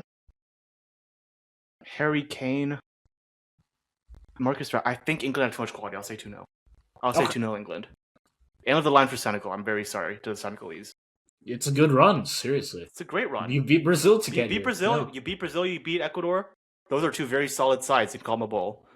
But you end up losing to the same team you lost to. Unlike Morocco, unable to defeat the English team that knocked you out of the last World Cup. The European team that knocked you out of the last World Cup, I should say. Messi v Ronaldo.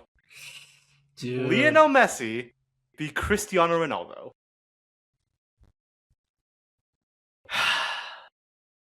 I don't trust...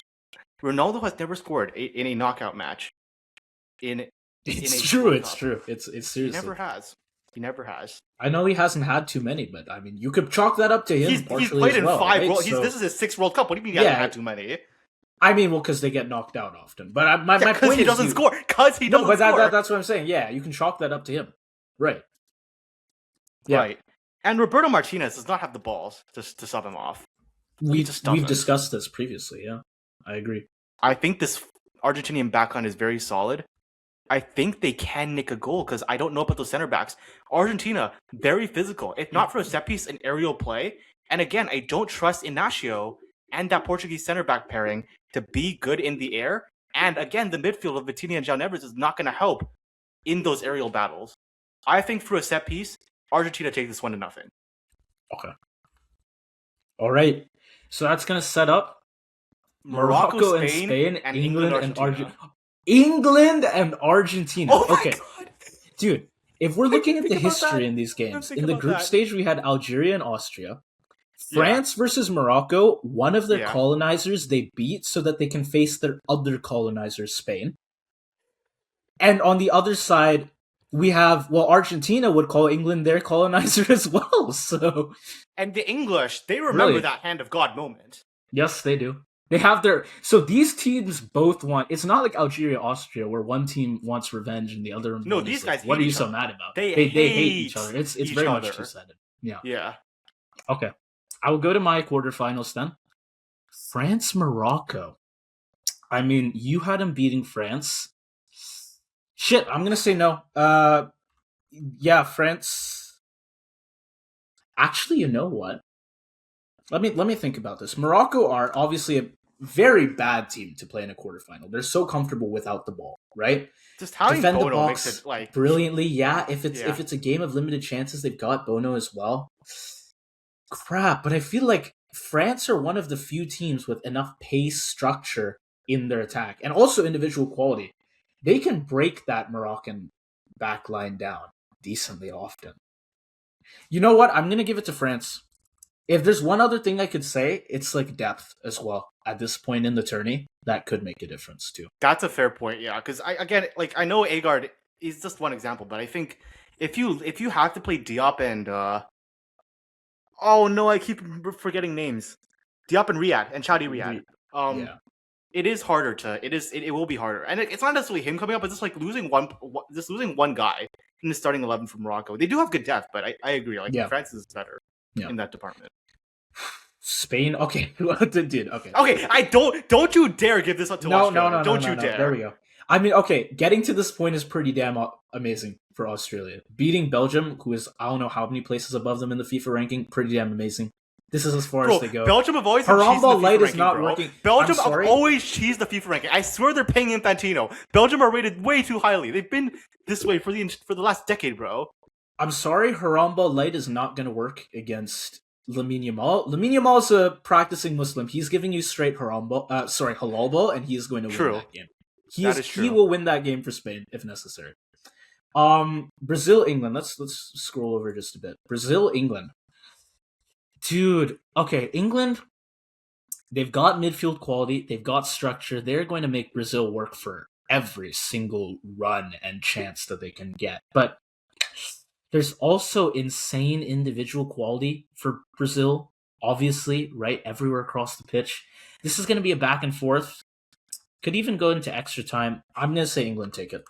I don't have even that much of a reason for it. I'll just say 2-2 in normal time, and then it is for Brazil the ghost of England because they haven't won a knockout match against the European team since they last won the World Cup. They haven't. Argentina, Portugal. I mean, it's Messi, Ronaldo, right? Messi, Ronaldo. But honestly, outside that, Portugal, I think across the squad they've got more pure technical depth, and yeah, they can definitely hurt Argentina if the game opens up. But again, it's just Argentina are so good at controlling knockout games, slowing down the pace as much as they need, break up the rhythm, win fouls, get cards, get your opponent just really fucking mad at you. I mean, you see what happened with the Netherlands, right? Right. And then Portugal, some of their forwards are in questionable form. I think a lot of them, really. I'll give it 2-1 to Argentina. I can't say who's going to score for Portugal. Honestly, it could be Ronaldo. It could be.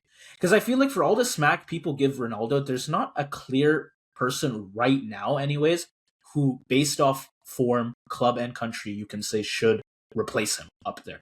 It's not super unreasonable. I guess, but I guess he's also a backup too. Yeah, he's a backup too, so it's not. Yeah, I understand what you're saying though. Yeah. So whoever, again, our belief, right, which I think we share, is manager's not got the balls to take Ronaldo off. So yeah, Roberto Martinez, no balls. I think he can score. I think he can score. It's just not going to be enough. That's the thing. So then my semis are going to be France, Spain, England, Argentina. So it's just Morocco that's different. All right. Okay. Can Morocco do it one more time against the Spanish national team? No. Because the reason I had them beating France was that midfield weakness. Spain don't have a weakness, dude. Their midfield is very strong. Yes, Mazraoui and Hakimi can somewhat control this Spanish wingers, but they have too much talent. again, an Oyarzabal at this point, or even do you chuck a Mikel Merino up there? I think they have so much offensive quality. They'll get their chance at some point. Their midfield can probably genuinely beat Morocco, and their backline is pretty solid too. I think Spain take this 2-0. Okay. Yeah. Yeah. And I'm also thinking, again, if Morocco deal with some injuries along the way, this is where it's really going to affect them. Whereas Spain have so much depth. So I'm going to give this one to Spain. And England, Argentina. England, Argentina.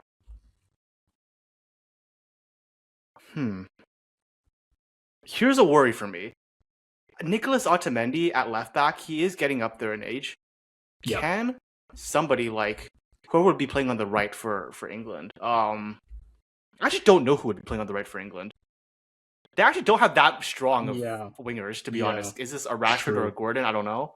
But I mean, I mean, you can obviously put Saka in there, but questionable. But Saka's not been on great form either this year. Yeah, exactly. I was actually going to give this to England, but now I'm thinking about this. I don't know if they have the ability, and they don't have they have the pace, but I don't know if they have the technical quality to deal with Argentina's weaker defensive line. So I'm going to say this is 1-1, actually. Because I do think, yes, England are also vulnerable defensively.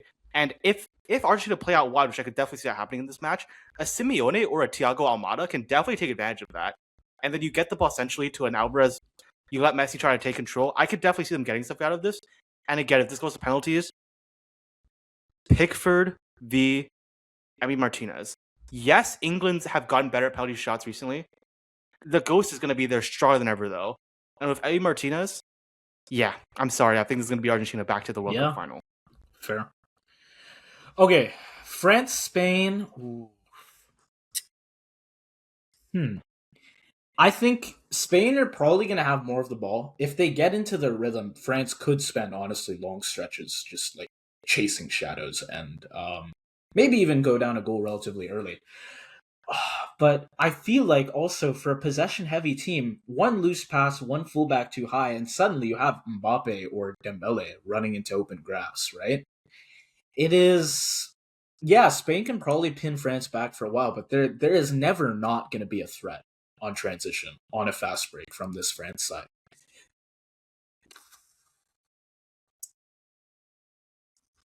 What do I want to go with here, honestly? Let's say Spain. Let's do a 2-1 to Spain. And then Argentina, England on the other end. Yeah, I think there are some questions about England's roster, particularly on the wings, where they do have the pace, but can they still? Let's say they get onto the wings, they put in a cross. Is that delivery going to be good enough? And let's say even if it is, can they get past Argentina's backline? Because it is a decent one.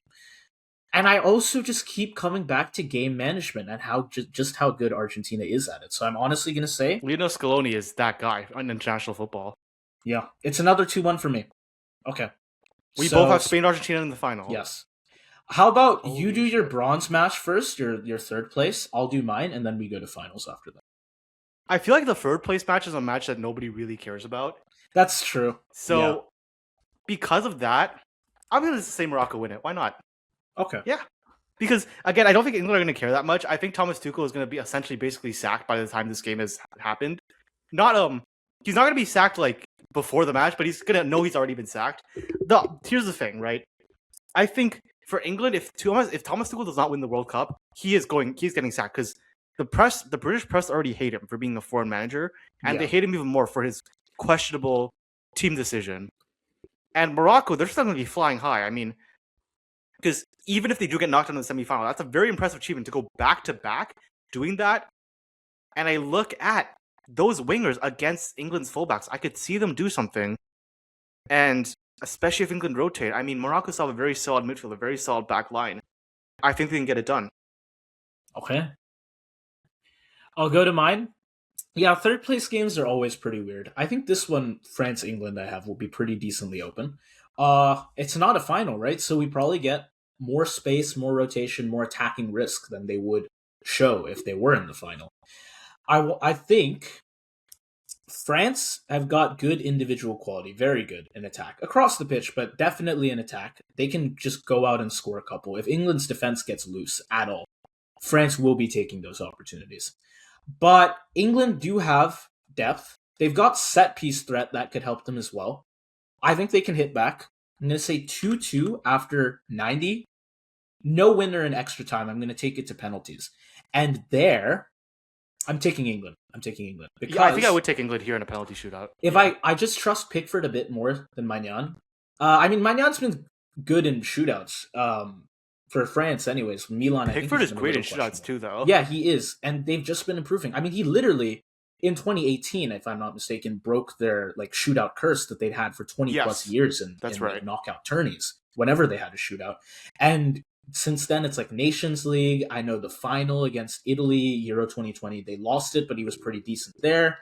Switzerland, Euro 2024. He's had They won that, yeah. experience for the national team in penalty shootouts. If you look at Everton, I think his record's pretty good there as well. I mean, I hate to admit it as a Liverpool fan, but he is just a good goalkeeper, definitely good on shootouts. And if it does go to a shootout, I'll take Pickford and I'll take Yeah, England. I think I agree Yeah. with that, yeah. Okay. Argentina, Spain, bro.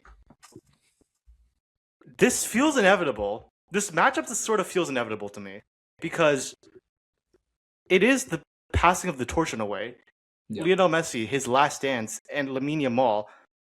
I remember, in 2018, Kylian Mbappe at the age of 18 breaks onto the world scene, wins the World Cup, and he becomes the superstar he is now. He really breaks into another level. Lamine Yamal is now in a very similar situation for Spain, 18 years old. Can he carry his team one step further and win the World Cup final against Argentina? I'll break it down step by step. He's going to be going up against Nicolas Otamendi. I think he wins that matchup decisively. Yes. Otamendi is too slow, too old. Right? I look at the center backs.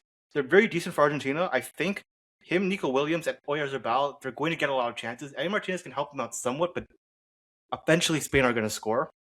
In the midfield, Lionel Messi, the magician, he's going to be joined with guys like DePaul, like Thiago Almada potentially. But Pedri, Dani Olmo, Gavi, that's such a strong midfield as well. And then the Spanish backline with Kubarsi, especially, I mean, they have three really good goalkeepers, no matter who they put. I think in a World Cup final, 2-1, Spain are going to win this. Okay. Yeah. Champion Spain. Brilliant. What about you? Okay. Let's go You to also mine. have Spain, Argentina. It's a very fitting final. I mean, in this recent era, Argentina have got two Copas. They've got a World Cup, right? Still probably the best team out there when it comes to in a knockout, just managing pressure, emotion, rhythm, all of that. It's so precise with Scaloni. But yeah, Spain are still the defending European champions. They were going to have the finalissima against Argentina, right? One That of is the true, best yeah. runs of any European national team over the last couple of years. Honestly, By it's the a way, shame we didn't have the finalissima because it would be good to gauge this. But yeah, go ahead. I just want to say, this entire time I've been saying Otamendi when I meant Tagliafico. I just realized this. This is what happens when we record for 3 hours, bro. Yeah, it's been a while. Dude, I mean, Spain too have had a great run for out of any national team over the last couple of years. Tactically, I want to say they're a side that can really push Argentina out of their comfort zone. Argentina, they want control, not always through possession. It's more like, again, they're going to slow the game down, draw fouls, kill momentum, and then wait for like Messi, Lautaro Martinez, Julian Alvarez, whoever, to find that one moment they can get one goal. And they can be high scoring if they need to be. I mean, you look at the last final, but probably not how they intend to play. Spain, I think, are actually going to try and sustain pressure for like long stretches, stretch the pitch with Yamal, Nico Williams, force Argentina's wide defenders into constant one-on-ones. And I think Yamal in particular really will shine. That's where the storyline obviously becomes impossible to ignore, right? It's Messi versus Yamal, a Barca legend versus a player who could become a Barca legend, the GOAT, in my opinion, but I think it's fair to say but because somebody he's got a who, World and Cup. also somebody who, if he wins this World Cup, the GOAT debate is fully over. What are the Ronaldo fans going to say now? Right, if he's got two of them, exactly. And if he's eliminated Portugal in the quarterfinals, and if he's eliminated Portugal in the process, right? Yeah. So, but in my opinion, already the GOAT versus a player who, if his career goes the right way, and certainly if he wins a World Cup final against the current GOAT, He'll probably need a bit more work. He will need more work after that, but very Not a lot much of could Champions become League the seats game. to win with Barcelona, but Yeah, he's exactly. already dominating La Liga against He's a getting there. Galactico And Real Madrid side. if he wins this final, if he loses this final, Yamal, then it's more questionable because again, it's a head to head. But if he wins But it, you know he's what? very I think much if he getting does there, lose this right? final, it's not a career ender. Messi He lost the can World come Cup back, final too, and he exactly. came back. Exactly. But especially if Lamine he Yamal's wins this 18 years final, old. you've got both of them playing here. Yeah, Messi's not in his golden era, but it's a head to head match, right? Dude, I mean, Messi's already beaten Mbappe in a final. In my prediction, he would have beaten Ronaldo in Portugal. Same goes for you as well.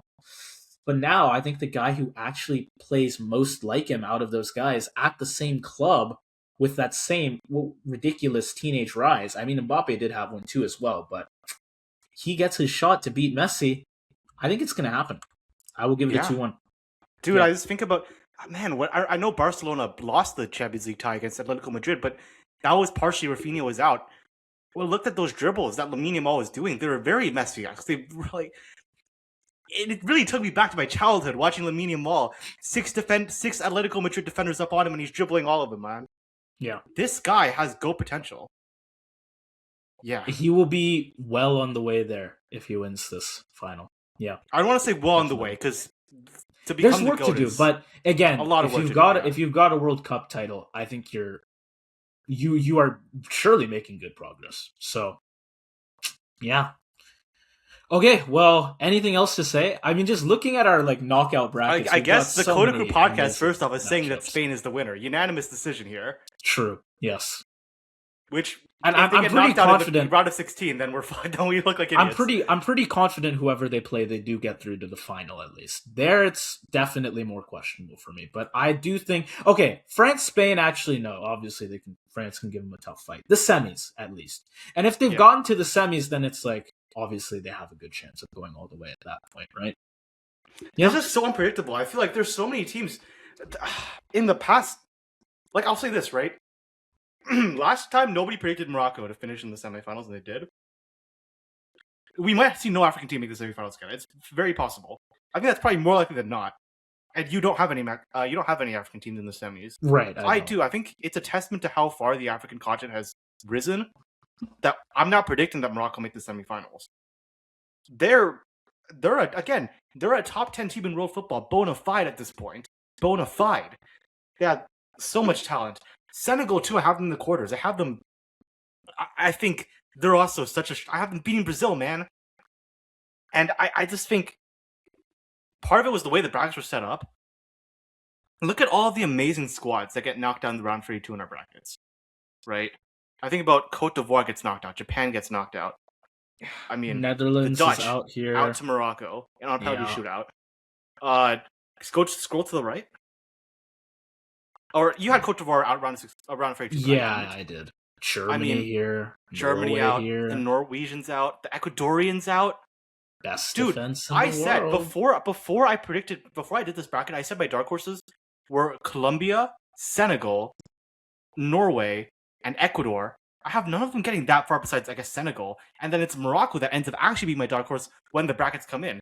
This is also a testament to the fact that all the countries of the world are getting so much more even, and it's really coming down to tactics. Who matched up well against whom?